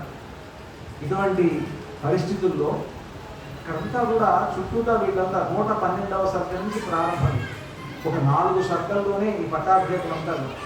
4 సర్గల్లో ఈ పాదుకల విషయం ఉండేది చాలా తక్కువ అంశం. 112వ సర్గ నుంచి 115వ సర్గ వరకు ఉండేటువంటి వృత్తాంతం అంతా కూడా ఈ పాదుకా పట్టాభిషేకానికి సంబంధించినటువంటి అంశం. ఈ రామ భరతులిద్దరూ మాట్లాడుకుంటూ ఉన్నప్పుడు వారిద్దరి సమాగమాన్ని అందరూ అదృశ్యంగా ఉన్నటువంటి ఋషులు కూడా వచ్చి చూస్తున్నారు. వాళ్ళిద్దరి సమావేశం చూస్తే వాళ్ళు అనుకున్నారట, నిజంగా మన అదృష్టం కొద్దీ వీళ్ళిద్దరినీ చూస్తున్నాం నేను అనుకున్నారు.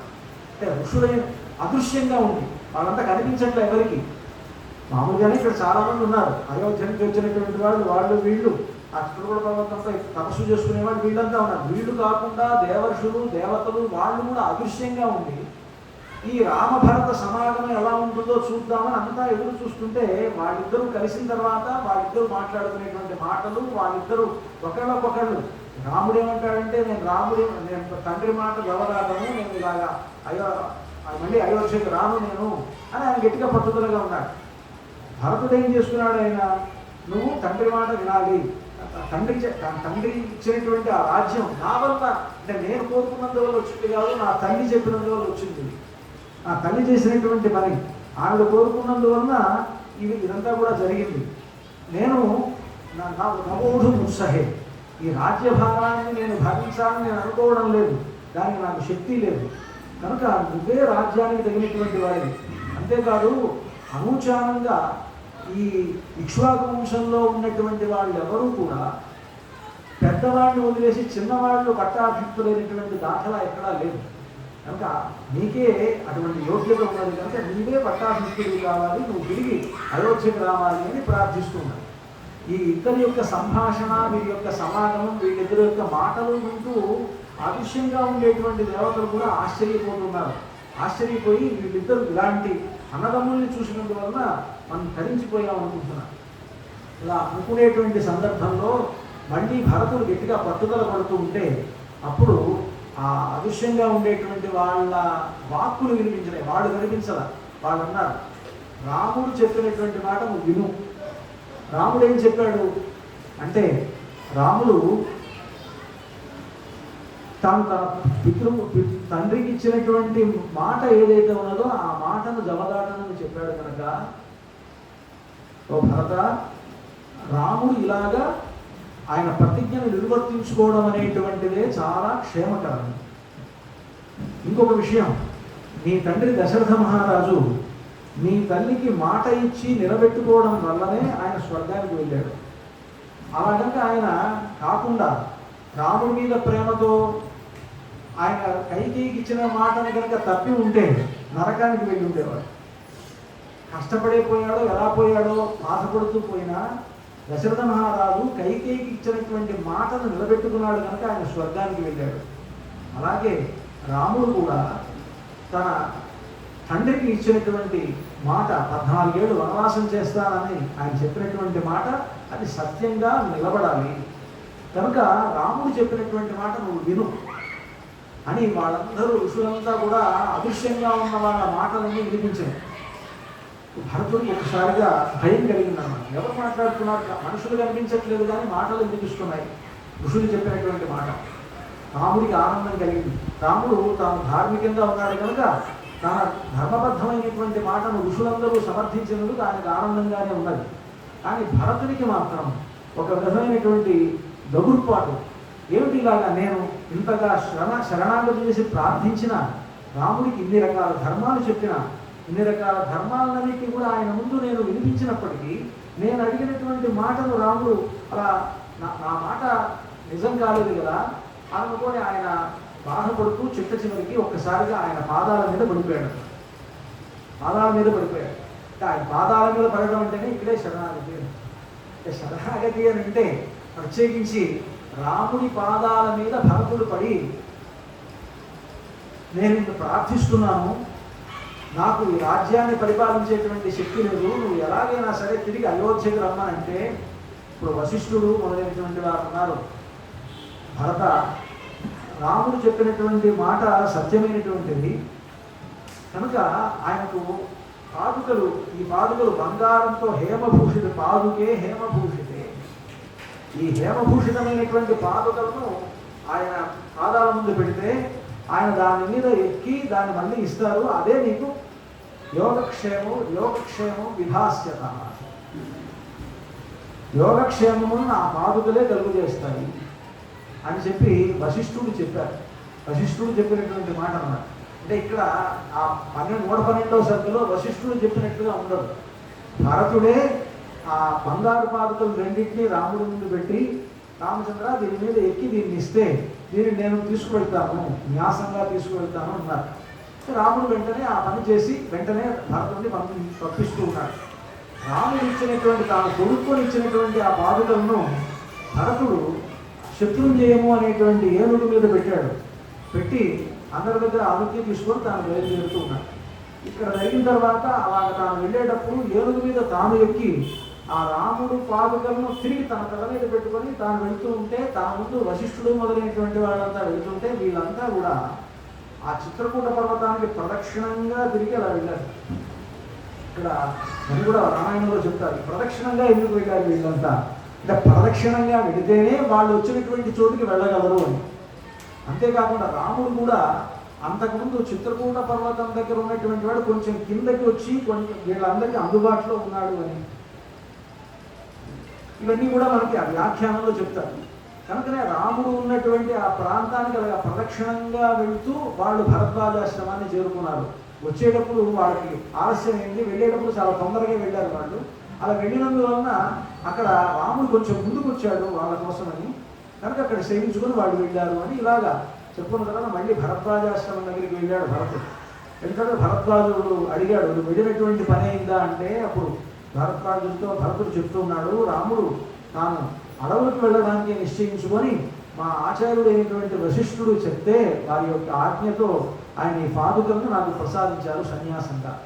ఆ పాదుకలను తీసుకువెళ్తున్నాను అని అంటే అప్పుడు భరద్వాజుడు సంతోషపడి, నీ తండ్రి అమృతుడయ్యాడయ్యా, నీ తండ్రి అమృతుడు ఆయన చనిపోలేదు. ఎందుకంటే నీ వంటి పుత్రుణ్ణి కన్నటువంటి నీ తండ్రి అమృతుడు ఆయన, అంటే చనిపోయినట్లు కాదు. ఎందుకంటే ఇలాంటి సత్పుత్రులు కనుక ఉంటే సత్పుత్రుల వల్ల తండ్రికి అమృతత్వం ఏర్పడుతుంది. అది వేదంలో ఉండేటువంటి అంశాన్ని చెప్పి ఈ విధంగా నువ్వు నీ వలన నీ తండ్రి చాలా గొప్పవాడయ్యాడు అని చెప్పి నువ్వు నీ తల్లిని నువ్వు ద్వేషించవద్దు అని చెప్పి ఆయనకు బుద్ధి చెప్పి పంపించాడు. భరద్వాజుడి దగ్గర అనుజ్ఞ తీసుకొని భరతుడు తిరిగి తన రాజ్యానికి బయలుదేరాడు అక్కడి నుంచి. అలాగా ఆ పాదుకలను తీసుకొని వెళ్ళిన తర్వాత అయోధ్య ఎలా ఉందో అంతా కూడా వర్ణించినప్పుడు అయోధ్య అంతా కూడా చాలా అగమ్యగోచరంగా ఉంది, శ్మశాన సదృశ్యంగా ఉంది, రాముడు లేని చోటు.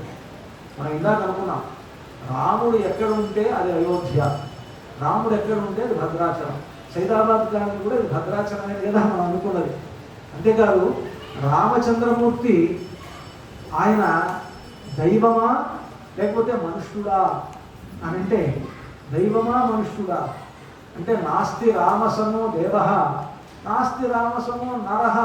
నువ్వు ఏమనుకున్నా మనిషి అనుకుంటే ఆయనతో సమానమైన మనిషి లేడు, ఆయన దేవుడు అనుకుంటే ఆయనతో సమానమైనటువంటి దైవము లేదు. నువ్వు ఎలా అనుకున్నావో, నువ్వు ఎలా అనుకుంటే అలా అవుతాడు. ఉళనినిలువన్ అవనురువం ఇవ్వరుహడ్, ఉళనన నెలిల్ ఉళనల నెనిల్ అవన్ అరువం ఇవ్వరుహడ్. చెప్తారు మనకు నమ్మాడి వారిలో తిరువాయుడు, ఉళనెనిల్ ఉళన్, భగవంతుడు ఉన్నాడు అనుకున్నావా, అవనురువం ఇవ్వరుహడ్, కనిపించేటువంటిదంతా కూడా భగవంతుడే. భగవంతుడు అనుకో, నువ్వు భగవంతుడు ఉన్నాడు అనుకో. ఉన్నాడు అనుకుంటే ప్రపంచంలో ఉండేటువంటి ప్రతి వస్తువు భగవంతుడే. ఉళాన్ అలా నేను ఆయన లేడనుకున్నావా, లేకపోవడమే అవుతుంది అంతా కూడా. అది మనకు వేదంలో కూడా అసన్నే వస భవతి అసద్బ్రహ్మేతి వేదచేత్ అస్తి బ్రహ్మేతి చేత్ వేద సంతమేనంతతో విదురితి వేదం చెప్తోంది. భగవంతుణ్ణి ఉన్నాడు అని అనుకుంటే వాడు ఉన్నవాడు అవుతాడు, భగవంతుడు లేడు అనుకున్నటువంటి వాడు లేకుండా పోతాడు. కనుక రాముడు నువ్వేమనుకుంటావు, మనిషి అనుకుంటావా దైవం అనుకుంటావా అది నీ ఇష్టం. దైవం అనుకోవడమే శ్రేష్టం అనేటువంటి ఒక గొప్ప వృత్తాంతం ఈ పాదుకల దగ్గర వస్తుంది. పాదుకల మీద భరతుడికి అంత భక్తి ఎందుకు కలగాలి, భక్తి ఎందుకు అయింది పాదుకల మీద? భరతాయ పరం నమోస్తు తస్మై ప్రథమోదాహరణాయ భక్తిభాజాం యదుపజ్ఞమశేషతః పృథివ్యాం ప్రథితో రాఘవ పాదుకా ప్రభావః. వేదాంతదేశుల వారు పాదుకా సహస్రం అనేటువంటి స్తోత్రంలో పాదుకల గొప్పతనం లోకానికి తెలిసింది అని అంటే, రెండు చెక్క ముక్కలకి బంగారం తొడుగు వేశారు. బంగారం తొడుగు వేసినటువంటి చెక్క ముక్కలుగా ఉండేటువంటి పాదుకలకి ఎంత గొప్పతనం అని అంటే, భరతుడు అంటారు ఆయన, ఇది చరణవు విమౌ రామపాదా విమౌ, ఇవి పాదుకలు కాదండి, ఇవి రామపాదా విమౌ, ఇది రాముడి యొక్క పాదములే. అంటే పాదుకలకి పాదాలకి భేదం చూడాల భరతుల. రామపాద విమౌ శుభవు, రామపాదములు ఇవి రెండు కూడా అని చూపించి అక్కడ ఉండేటువంటి వాళ్ళందరికీ రాముడి యొక్క పాదములే. కనుక క్షత్రం ధారయత క్షిప్రం. అందరూ కూడా గొడుగులు పట్టుకోండి, విసర్కరలు పట్టుకోండి, వింజామరలు వేయండి. రాముడికి ఎలాంటి గౌరవం కలగాలో అలాంటి గౌరవం అంతా ఈ పాదుకలకు కలగాలి అన్నారు. ఎక్కడ ఇది అయోధ్యకు వెళ్ళిన తర్వాత అయోధ్యలో తనకు ఉండబుద్ధి కాలే. అయోధ్యలో ఎక్కడ చూసినా రాముడు లేని అయోధ్య. విడాలోలుక చరితం అంటే పిల్లులు ఎలుకలు అన్నీ కూడా అక్కడ తిరుగుతూ ఉన్నాయి. అంటే సరిగ్గా మనుషులు ఉండట్లేదు అనమాట. మనుషులు లేనటువంటి ఇల్లు ఎలా ఉంటుందో చదవ పట్టేస్తుంది కదా. మనుషులు లేకపోతే 2 రోజులు మనుషులు లేకుండా తలుపులు వేసేస్తే చదవ పట్టేస్తాయి. దాంట్లో పందు కుక్కలు తిరుగుతుంటాయి. అలాగా ఆ అయోధ్య మొత్తం ఎలా ఉందంటే రాముడి లేనటువంటి అయోధ్య చాలా పేలవంగా ఉంది, శ్మశాన సదృశంగా ఉంది. అక్కడ తల్లులు ముగ్గురిని అక్కడ ఉంచి ఆయన గురువుగారితో మాట్లాడారు భరతుల వారు. నేను రాముడి లేనటువంటి అయోధ్యలో ఉండలేను, కనుక నేను రాముడిలాగా నేను కూడా జటాజూటాలు ధరించి నేను వ్రతవేషంలో ఉండి నేను నంది గ్రామంలో ఉంటానన్న. అలానే వశిష్ఠుడు మొదలైనటువంటి రామదేవుడు వీళ్ళందరూ కూడా అన్నారు, నిజంగా నువ్వు భ్రాతుడు భక్తిని పితృభక్తిని కలిగినటువంటి వాడు ఎలా మాట్లాడుతున్నాడో అలాగే మాట్లాడుతున్నావు అయ్యా భరత. నువ్వు ఇలా అంటుంటే ధర్మశాస్త్రం తెలిసినటువంటి మేమేం కాదంటాం, తప్పనిసరిగా అనుమతిస్తాం. నువ్వు ఎక్కడ ఉండదలుచుకున్నావు అక్కడ ఉండమంటే ఇప్పుడు అయోధ్యకు దగ్గరలో ఉండేటువంటి నంది గ్రామానికి బయలుదేరి వెళితే నంది గ్రామానికి తాను ఆ శత్రుంజయమనేటువంటి ఏనుగునెక్కి ఆ రాముడి యొక్క పాదులు 2 తన తల మీద పెట్టుకుని తాను ఒక్కడే బయలుదేరి వెళ్తుంటే ఆ భరతుడిని విడిచి ఉండలేక అందరూ బయలుదేరి వెళ్ళారు. ఎవరిని ఆయన రమ్మని చెప్పరా, సైన్యం అందరూ బయలుదేరి వెళ్ళారు. మంత్రులు సైన్యాధిపతులు అందరూ వెళ్ళారు. ఎవరిని ఆయన రమ్మని చెప్పకపోయినా అందరూ కలిసి వెళ్ళారు. వెళ్ళిన తర్వాత నంది గ్రామానికి వెళ్ళిన తర్వాత అక్కడ వాళ్ళందరికీ చెప్తాడు, రామపాదావివో, ఈ పాదుకలు రాముడి యొక్క పాదములు, రాముడి పాదములకు పాదుకలకి భేదం లేదు, దీని మీద ఛత్రం ధారయత క్షిప్రం, వెంటనే ఛత్రాన్ని పట్టుకోండి అన్నారు. ఛత్రాన్ని పెడితే ఛత్రంతో పాటు గొడుగు పట్టుకోండి అంటే గొడుగు, పక్కన దిగిపీలు, అక్కడ అన్నీ ఉండాలన్నమాట. పరిమాణాలు బయలుదేరితే భగవంతుడు బయలుదేరితే ఎక్కడ ఊరేగింపు జరుగుతుంటే కేవలంగా భగవంతుడు మాత్రమే రాకూడదు. ఆయన వస్తుంటే ముందు మేళతాళాలు ఉండాలి. మేళతాళాలతో పాటు అవతల పక్క ఉండేటువంటి వాళ్ళు, గొడుగులు పట్టుకునేవాళ్ళు, తర్వాత చామరాలు పట్టుకునేటువంటి వాళ్ళు, తర్వాత కర్రలు పేం బెత్తాలు అంటారు వాటిని, ఆ బెత్తాలు పట్టుకునేటువంటి వాళ్ళు, వీళ్ళంతా ఉండి ఆ ఎదురుగా నడుస్తూ ఉంటే అది రాజ లాంఛనాలతో స్వామి బయలుదేరి వచ్చినట్టు అనమాట. ఆ విధమైనటువంటి వైభవం రాముడు వస్తే ఎలాగైతే జరగాలో అలాగే రాముడి యొక్క పాదములతో సమానమైనటువంటి పాదుకలు కూడా రాముడికి ఎలాంటి మర్యాద జరిగిందో అలాంటి మర్యాద జరగాలి అని భరతుడు ఆజ్ఞాపించగానే వెంటనే అందరూ ఛత్రాలు పట్టుకున్నారు, దానికి ఆ గొడుగులు పెట్టారు, దానికి పక్కన చామరాలు తీశారు. ఇవన్నీ కూడా చేస్తూ ఆ శత్రుంజయుని నుంచి దిగి దాన్ని తీసుకువెళ్ళి నంది గ్రామంలో అక్కడ ఒక సింహాసనం మీద ఆ పాదుకలను 2 కూడా సుప్రతిష్ఠితం చేసి భరతుడు ఇమేహి సర్వలోకస్య యోగక్షేమం విధాస్యత, ఇమేహి సర్వలోకస్య, ఈ 2 పాదుకలు ఉన్నాయే ఇది సమస్త లోకములకు యోగక్షేమములను కలుగజేస్తాయి. ఇది వాల్మీకి చెప్పినటువంటి మాట. ఈ పాదుకలు ఏం చేస్తాయి మనుషులకి, ఆశ్రయించినటువంటి వాళ్ళకి యోగక్షేమాన్ని కలుగజేస్తాయంటే ఈ యోగక్షేమాలు అనేటువంటి మాట ఎవరు చెప్పారు మనకు భగవద్గీతలో అంటే ఎవరైతే అనన్యాశ్చింతయంతో మాం ఏ జనా పరిపాసతే తేషాం నిత్యాభియుక్తానాం యోగక్షేమం వహామ్యహం. ఎవరైతే అనన్యులుగా నిరంతరం నన్నే స్మరిస్తూ ఉంటారో అలాంటి వారి యొక్క యోగక్షేమాలను నేను తీరుస్తూ ఉంటాను, నేను వాళ్ళ యొక్క యోగక్షేమాన్ని నేను వహిస్తాను అని కృష్ణ పరమాత్మ చెప్పాడే. కృష్ణ పరమాత్మ భగవద్గీతలో చెప్పినటువంటి ఆ యోగక్షేమాలు అనేటువంటి మాటను వాల్మీకి మహర్షి పాదుకల విషయంలో చెప్పి ఇమేహి సర్వలోకస్య యోగక్షేమం విధాస్యత, ఈ 2 పాదుకలు ఈ సమస్తమైనటువంటి లోకాలకు యోగక్షేమాలను కలుగజేస్తాయి అని అన్నారు. అంటే యోగక్షేమాలు, యోగం అంటే మనకు ఈరోజు లేనిది రావడం. ఈరోజు 1 కోటి రూపాయలు ఉన్నాయనుకోండి, ఇంకో 1 కోటి రూపాయలు కలిస్తే యోగం. ఈ కోటికి ఇంకో 1 కోటి కలిస్తే, లేదా ఈ కోటికి ఇంకో 10 కోట్లు కలిస్తే యోగం. ఉన్న 1 కోటి రూపాయలు ఎవరు ఎత్తుకెళ్లకుండా ఉండడం అనేటువంటి క్షేమం. ఇది యోగక్షేమాలంటే అంటే ఉన్నది ఉండడం, కొత్తది రావడం. యోగం అంటే కొత్తది రావడం, క్షేమం అంటే ఉన్నది జాగ్రత్తగా ఉండడం.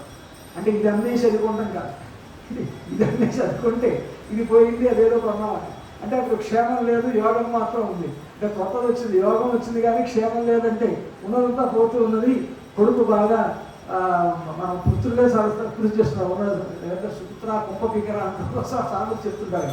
సుమిత్ర కుంప సుమిత్రుడు మీ అబ్బాయి ఏం చేస్తున్నాడు అంటే ఉన్నదన్నీ కూడా ఖర్చు పెడుతున్నాడండి, బాగా అనుభవిస్తున్నాడు కాదు అంటే ఉన్నదంతా పోతుండే క్షేమం కాదు.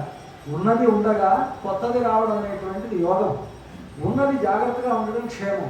ఈ రెండు కూడా లోకానికి ఈ పాదుకలు కలుగజేస్తాయి అన్నారు అంటే భగవంతుడు చేసే పనిని ఈ పాదుకలు చేస్తాయి అనేటువంటి ఒక గొప్ప మాటను వాల్మీకి మహర్షి రామాయణంలో చెప్పారు అని అంటే ఆ పాదుకలకి రాముడికి భేదం లేదని అర్థం. పాదుకలకి రాముడికి వేరే వ్యత్యాసం లేదు. ఇంకొక విషయం చెప్తారు పాదుకా శాస్త్రంలో, రాముడి కంటే కూడా పాదుకలే గొప్పవి అని.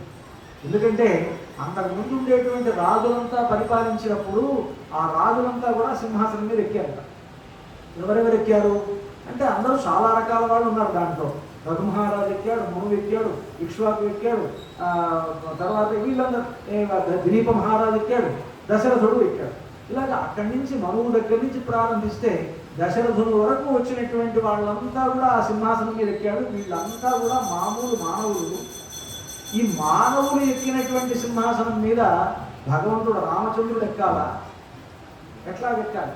రామచంద్రుడు ఎక్కితే ఎట్లాగా అంటే ఆ సింహాసనానికి అలాంటి యోగ్యత ఉన్నదా అంటే నీదు సింహాసనని ధరిత్రి అన్నారు. అంటే ఈ ధరిత్రి మొత్తం సింహాసనం ఏదో అయోధ్యలో ఉండే ఒక చిన్న సింహాసనం చూపించడం, లేకపోతే భద్రాద్రిలో ఒక చిన్న సింహాసనమో, లేకపోతే సైదావతి గాంధీలో ఒక సింహాసనమో కాదు. ఆ భగవంతుడికి రామచంద్రమూర్తికి సింహాసనం అంటే ఏమిటంటే నీదు సింహాసనము ఈ ధరిత్రి, గొడుగు ఆకాశం. ఆ స్వామికి రామచంద్రమూర్తికి గొడుగు పట్టాలి అంటే ఆకాశమే గొడుగు ఆయనకి. గొడుగు ఆకాశము, చక్షుడు చంద్రభాస్కరుడు. ఆయనకి సూర్యుడు చంద్రుడు రెండు కూడా రెండు కళ్ళు ఆయనకి. ఆయన ఎవరు అని అంటే నీ సహజంబు సాత్వికం, నీ విడిపట్టు సుధాపయోగి, నీ సహజంబు సాత్వికము. రామచంద్రమూర్తికి సంబంధించినటువంటి గుణం ఇందాక మనం చెప్పుకున్నామే, నీ సహజంబు సాత్వికము, సాత్విక గుణం. రజస్తమో గుణాలు మన దగ్గర పోవాలి అని అంటే, ఆయన యొక్క మాయామయమైనటువంటి ఈ సంసారం పోవాలి అని అంటే అది పోవడానికి రాముణ్ణి ఆశ్రయిస్తేనే సత్వగుణం కలుగుతుంది. సత్వగుణం కలిగితేనే మనకు రాముణ్ణి చక్కగా ఆశ్రయిస్తే, సత్వగుణం కలిగినటువంటి రాముణ్ణి పద్ధతి ప్రకారం శరణాగతి తత్వంతో ఆశ్రయిస్తే, అది కూడా చెప్తున్నారు హనుమంతుల వారు.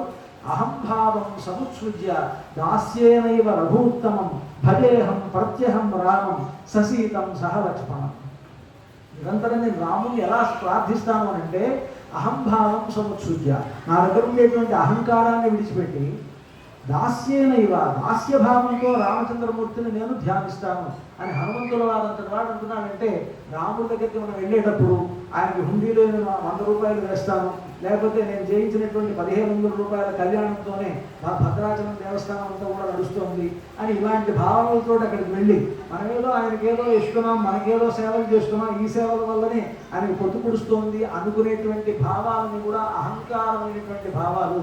కనుకనే రామచంద్రమూర్తి అలాంటి భావాలు కలిగినటువంటి వాళ్ళని ఏం చేస్తాడు అంటే ఆయన ఒక తృణీకారంగా చూస్తాడు. శివుడి ఇల్లు అనుకున్నది, శివుడి ఇల్లు అనుకున్నది ఏమనుకున్నది అంటే నేను చాలా గొప్పదాన్ని, శివుడంతటి వాడు నన్ను పట్టుకున్నాడు, శివుడి యొక్క కరస్పర్శతో నేను పవిత్రమైనటువంటి దాన్ని, నా వంటి బలం కలిగినటువంటి ధనుస్సు ఈ లోకంలో లేదు అనుకుంటూ ఉంది ఆ శివధనుస్సు.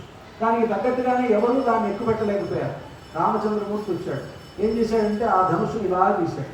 తీసేటప్పటికీ ఆ ధనుస్సు ఏమైందంటే తృణమాస స్మరారే ధను. ఆ శివుడి ధనుస్సు, శివధనుస్సు అనేటువంటిది తృణమాస, ఒక గడ్డిపోసలాగా అయిపోయింది. అదే పాపం ఒక గడ్డిపోస అనుకుంటూ ఉందిగా, నేను గడ్డిపోసని ఎవరికి ఉపయోగపడతాను, నా వల్ల ఎవరికి ప్రయోజనం, ఏదో భగవంతుడు పుట్టించాడు, ఏదో ఇక్కడేదో అక్కడ తిరుగుతున్నాను, అక్కడ పడి ఉంటున్నాను, ఎక్కడ పడున్నానో అక్కడ పడున్నాను, ఆ గడ్డిపోస అనుకుంటూ ఉంటే ఆ గడ్డిపోసను తీసుకున్నాడు. తీసుకొని ఇలాగ విసిరేశాడు, బ్రహ్మాస్త్రం అయిపోయింది. తృణామాస అస్త్రామాస తృణం, అస్త్రామాస తృణం. అది ఆ తృణం ఒక గడ్డిపోస బ్రహ్మాస్త్రమై కూర్చుంది. తనకు తన దగ్గర ఏమీ లేదు అనేటువంటి ఆకించన్యాన్ని భావిస్తూ, నా దగ్గర ఏమీ లేదు, నాకు ఏమాత్రం శక్తి లేదు, నేను ఎందుకు పనికిరాని దాన్ని అనుకున్నటువంటి ఒక గడ్డిపోసని బ్రహ్మాస్త్రంగా చేశాడు. నేను చాలా గొప్పదాన్ని అనుకున్నటువంటి ఆ శివధనుస్సుని గడ్డిపోసం చేశాడు. రాముడంటే తృణామాస స్మరారేర్ధను ధారామాస మునే శిలాపి. ఒక శిల అది శిలగా పడింది. ధారామాస మునే, గౌతముని భార్యగా చేసేసాడు. అది ఒక శిలగా పడుంటే శిలగా పడినటువంటి దాని మీద తన పాద పద్మ, ఆ పాద పద్మ పరాగం వచ్చిన ఆ రాముడి యొక్క పాదాల్లో ఉండేటువంటి రేణు పడడం వలన దారామాసమే శిలాపి, ఆ శిల ఏమైపోయింది? గౌతముడికి భార్య అయిపోయింది, అహల్య అయిపోయింది. దారామాస మునే శిలాపి ధ్రువరామాస స్వయం పాదుక. రాముడి పాదుకలు ధ్రువరామాస, రాజు అయిపోయింది, రాజులైపోయాయి. అంటే అంతవరకు దశరథ మహారాజు దాకా ఉండేటువంటి రాజులు పరిపాలించినటువంటి ఆ సింహాసనం మీద రాముడి కంటే ముందు ఆ పాదుకలు కూర్చున్నాయి. ఆ సింహాసనంలో ఆ పాదుకలు కూర్చొని ఏమే ధ్రువరామాస స్వయం పాదుక, స్వయంగా రాముడి యొక్క పాదుకలు ధ్రువరామాస, రాజు అయిపోయాయి. ఆ రాజు ప్రత్యేకంగా అవసరంగా 14 ఏళ్ల పాటు ఆ పాదుకలే పరిపాలించాయి. 14 ఏళ్ళు పరిపాలించాయి. 14 ఏళ్ళు పరిపాలించడం వల్లనే, ఆ సింహాసనం మీద కూర్చొని ఆ పాదుకలు పరిపాలించడం వల్లనే తిరిగి రాముడు వచ్చి అక్కడ పట్టాభిషిక్తుడయ్యాడు. లేకపోతే రాముడు పట్టాభిషేకం చేసుకునేవాడు కాదు, ఆ సింహాసనం మీద ఎక్కేవాడు కాదు. ఎందుకంటే ఇది మనుషులు కూర్చున్నది, మనుషులు కూర్చున్న దాని మీద నేను ఎందుకు కూర్చుంటానని రాముడు దాన్ని విడిపెట్టేవాడు. అందుకని అలా కాకుండా ఉండడం కోసమే ఆ పాదుకలు ఎక్కి కూర్చున్నాయి. పాదుకలు ఎక్కి కూర్చున్నందువల్లనే పాదుకలెక్కినటువంటి చోట నేను కూర్చోవాలనుకున్నాను. ఎందుకంటే లక్ష్మణస్వామి కదా, లక్ష్మణుడు ఎక్కడ ఉంటే తాను అక్కడ ఉంటాను అనుకునేటువంటి వాడు కనుక లక్ష్మణస్వామి స్థానంలో ఉన్నటువంటి ఆ పాదుకల్ని ముందు కూర్చోబెట్టాడు. లక్ష్మణుడి యొక్క గొప్పతనాన్ని ప్రపంచానికి చూపించడమే రాముడి యొక్క గొప్ప విషయం. పాదుకల్ని గొప్పగా చూపించడంలో కూడా లక్ష్మణస్వామి గొప్పతనమే కనిపిస్తుంది. ఏమిటా గొప్పతనం అంటే, లక్ష్మణస్వామి ఎలాగైతే రాముని విడిచిపెట్టకుండా ఉంటాడో అలాగే పాదుకలు కూడా నిరంతరం ఆయన విడిచిపెట్టకుండా ఉంటాయి కనుక ఎవరైతే రాముడికి నేను పాదుకా స్థానీయుడుగా ఉంటాను అని అనుకున్నాడో అలాంటి పాదుకా స్థానీయుడైన వాళ్ళని ఎక్కడ కూర్చోబెడతారంటే అక్కడ కూర్చోబెడతారు. అందుకని ఆయన రాముడి దగ్గరికి వెళ్ళినప్పుడు ఎలా ఉండాలంటే అలా ఉండాలి అని చెప్తారు. అందుకని ఆయన నీ సహజంబు సాత్వికము, అలాంటి సాత్విక గుణం కలిగినటువంటి వాడు ఆయన. నీ విడిపట్టు సుధాపయోధి, ఆ స్వామి ఉండేటువంటి చోటు పాలసముద్రం. నీ నీ నీ విడిపట్టు సుధాపయోధి నీ పద్మాసనుడు ఆత్మజుండు కమలాలయ నీ ప్రియురాలు. సాక్షాత్తుగా బ్రహ్మదేవుడు నీకు కుమారుడు, కమలాలయ నీ ప్రియురాలు, లక్ష్మీదేవి నీకు భార్య. నీదు సింహాసనమిద్ధరిత్రి, నువ్వు కూర్చోడానికి సింహాసనం ఇదంతా కూడా ఈ భూలోకం అంతా కూడా గొడుగు ఆకాశము. నీ గొడుగు ఏంటంటే ఆకాశం. చంద్రభాస్కరుడు, చక్షుడు చంద్రభాస్కరుడు, నీ కళ్ళు రెండు కూడా సూర్యుడు చంద్రుడు ఇద్దరు కూడా. కనుక నిన్ను కొలిచిన వారి భాగ్యం ఎట్టిదయా దాశరథి కరుణాకుడు. ఓ రామచంద్ర, నిన్ను కొలిచిన వారి భాగ్యం ఎలాంటిది అని రామదాస్ గారు దాశరథి శతకంలో అంటారు. కనుక అలాంటి ఒక గొప్ప సింహాసనాన్ని పాదుకలకి ఆసనంగా వేసి భరతుడు దానికి పట్టాభిషేకం చేశాడు. అలా పట్టాభిషేకం చేసి ఆ పాదుకలకే ఏది తనకు వచ్చినా, తనకు ఏది ఇచ్చినా దాన్ని నివేదించి ఆ నివేదించినటువంటి ప్రసాదాన్ని తీసుకునేవాట. విగ్రహారాధన అనేటువంటిది రామాయణం కాలం నుంచి ఉంది కదా. అర్చామూర్తిని ఆరాధించేటువంటి విధానం ఆ రామాయణం కాలం నుంచి ఉన్నది కదా. చెప్తున్నాడు ఇక్కడ, ఇది నాకు పాదుకల్ని సన్యాసంగా నాకు రాముడు ప్రసాదించాడు. సన్యాసం అంటే ఏమిటి? రాజ్యాన్ని ఇచ్చాడు కాదు. రాజ్యం అనేటువంటి భరతుడికి సన్యాసంగా రాముడు ఇచ్చాడు. అంటే ఈ పాదుకలే రాజుడు. పాదుకలకు సేవ చేస్తూ దాసస్థానీయుడిగా ఉండి రాముడు వచ్చేంత వరకు పాదుకలనే రాముడిగా భావించి ఆ పాదుకలకే అన్ని నివేదిస్తూ భరతుడు పరిపాలించాడు తప్ప భరతుడు నేరుగా పరిపాలకుడు కాడు. ఇక్కడ పారతంత్ర్యం కలిగినటువంటి ఒక ప్రభువు భరతుడు కానీ స్వాతంత్ర్యం కలిగినటువంటి ప్రభువు కాదు. స్వాతంత్ర్యం కలిగిన ప్రభు రాముడు. రాముడి తర్వాత స్వాతంత్ర్యం అనేటువంటి పాదుకలకే ఉన్నాయి. పాదుకలకు స్వాతంత్ర్యము, పాదుకలకు పరతంత్రుడు భరతుడు. కనుకనే భరతాయ పరం నమోస్తు తస్మై, అటువంటి ప్రథమోదాహరణాయ భక్తిభాయ. లోకంలో భక్తులలో ఎవరు మొట్టమొదటి గొప్పవాడు అని అంటే భరతుడినే ముందుకు చూపించాలి. ముందు భక్తుల్లో ఎవడు గొప్పవాడు? ప్రహ్లాదుని చూపిస్తావా, నారదుని చూపిస్తావా? వీళ్ళు ఎవరిని భక్తులుగా చూపించక్కర్లా. ఎవరిని చూపించాలండి? భరతుని చూపించండి.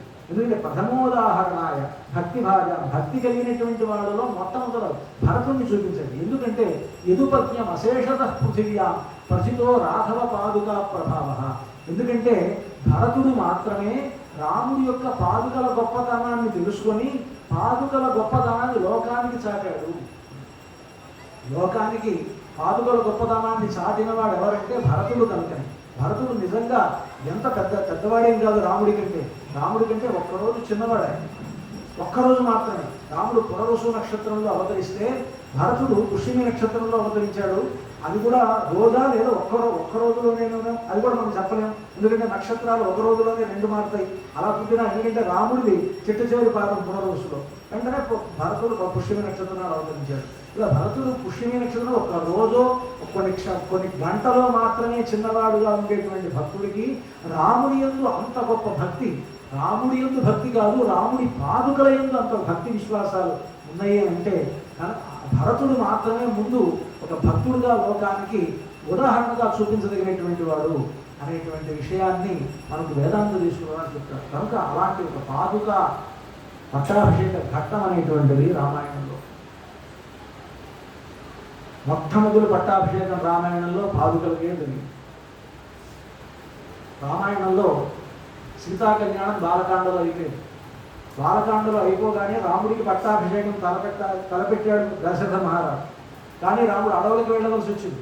అడవులకు వెళ్ళిన రాముడు మళ్ళీ తిరిగి రాలేదు. కానీ రాముడి పాదుకలు వచ్చి మొట్టమొదటి పట్టాభిషేకం రామాయణంలో అయోధ్యాకాండలోనే జరిగింది. 115వ సర్గలో 115వ సర్గలో మొట్టమొదటి పట్టాభిషేకం అయిన తర్వాత వరుసగా పట్టాభిషేకాలు. ఏం పట్టాభిషేకాలు? సుగ్రీవ పట్టాభిషేకం, విభీషణ పట్టాభిషేకం. ఇదంతా అయిపోయిన తర్వాత మళ్ళీ రామ పట్టాభిషేకం, రామ పట్టాభిషేకం తర్వాత హనుమంతుడికి పట్టాభిషేకం, హనుమంతుడికి పట్టాభిషేకం అయిన తర్వాత లక్ష్మణుడికి పట్టాభిషేకం.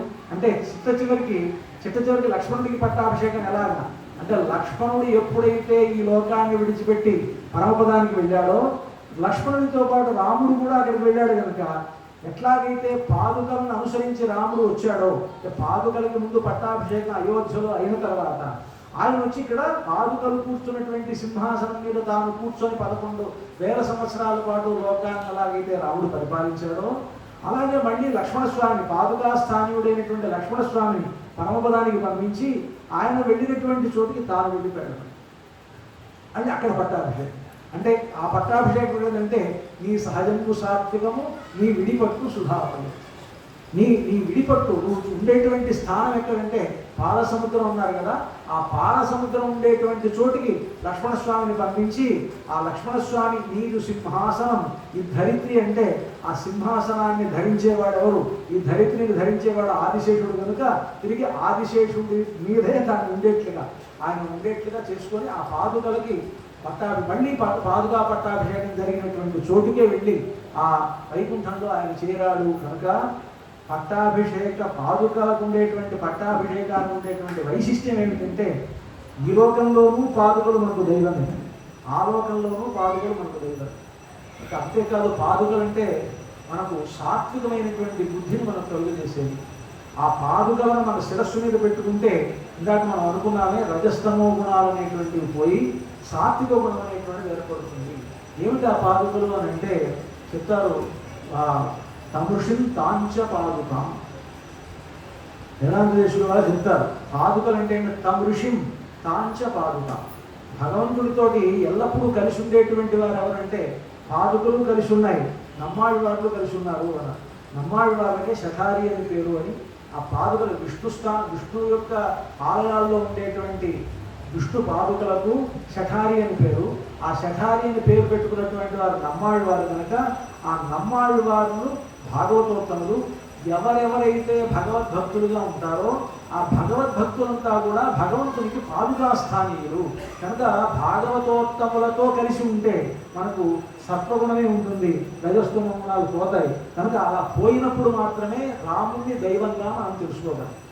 అందుకనే మనకు చెప్తారు రామదాసు గారు, ఏమయ్య రామ బ్రహ్మేంద్రాదులకునైనా నీ మాయ తెలియవశమా. నీ మాయ బ్రహ్మేంద్రాదులకు కూడా తెలియదయ్యా. అందుకని రాముడిని కొంతమంది ఆయన మామూలు మానవులేమో అనుకుంటారు.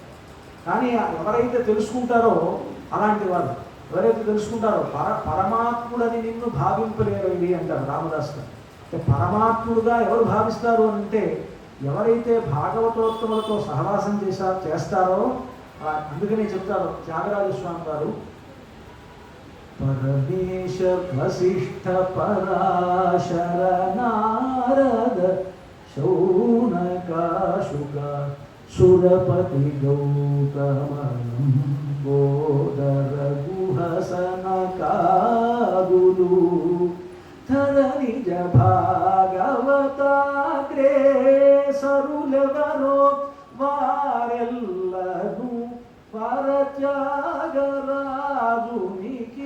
పరమ బాంధవులో మనస సీతమ్మ మాయమ్మ శ్రీరాముడు మాదండి సీతమ్మ మాయమ్మ. పరమేశ వశిష్ఠ పరాశర శుక నారద తుమ్ములు వీళ్ళందరూ కూడా భాగవతోత్తములు. ఈ భాగవతోత్తములందరూ కూడా భగవంతునికి పాదుకా స్థానీయులే. కనుక అలాంటి పాదుకా స్థానీయులైనటువంటి భాగవతోత్తములతో సత్సహవాసం అంటే అదే ఉద్దేశం. సత్సాంగత్యం అంటే ఏమిటంటే పెద్దలతోటి సత్పురుషులైనటువంటి వాళ్ళతో మనం స్నేహం చేస్తే అప్పుడు మనకి తమో గుణం రజోగుణం అనేటువంటిది పోయి సాత్విక గుణం ఏర్పడుతుంది. అప్పుడు మాత్రమే సత్సంగా భవని స్పృహ గురుముఖ శ్రీశం ప్రపద్య. అప్పుడు మాత్రమే మనకు రాముడి దగ్గరికి వెళ్ళి శరణాగతి చేయాలనేటువంటి బుద్ధి కలుగుతుంది. ఆ బుద్ధి కలిగినప్పుడు శరణాగతులం అయితే ఎప్పుడైతే దైవీశేష గుణమయి మమమాయా దురత్యయ మామేమయే ప్రపద్యంతే. సత్పురుషుల యొక్క మార్గంలో మనం ఎప్పుడైతే శరణాగతి భగవంతుడికి చేశామో అప్పుడు మాయామేతాం తరంతుంది. ఈ మాయ అంతా కూడా సంసారికమైనటువంటి మాయ అంతా కూడా తొలగిపోతుంది అనేటువంటి విషయాన్ని పాదుగా వైభవం ద్వారా పాదుగా పట్టాభిషేక వైభవం ద్వారా మనం తెలుసుకునేటువంటి అవకాశం ఉన్నది. కనుక ముఖ్యంగా పాదుకలకు ఉండేటువంటి గొప్పతనం, స్వామి దగ్గరికి వెళితే ఆలయానికి వెళితే ఎలాగానే ఇక్కడ అర్చకుడు మనకి శిరస్సు మీద ఆ పాదుకలు శఠాన్ని ఉంచుతారు. ఆ శఠాన్ని తీసుకోవాలి. ఆ శఠాన్ని తీసుకుంటే ఏమవుతుంది అంటే మనలో ఉండేటువంటి ఈ రజస్తమో గుణములన్నీ పోతాయి. పోయి సాత్విక గుణం అనేటువంటిది సుప్రతిష్ఠితం అవుతుంది. అది ఆ పాదుకలకు ఉండేటువంటి వైభవం.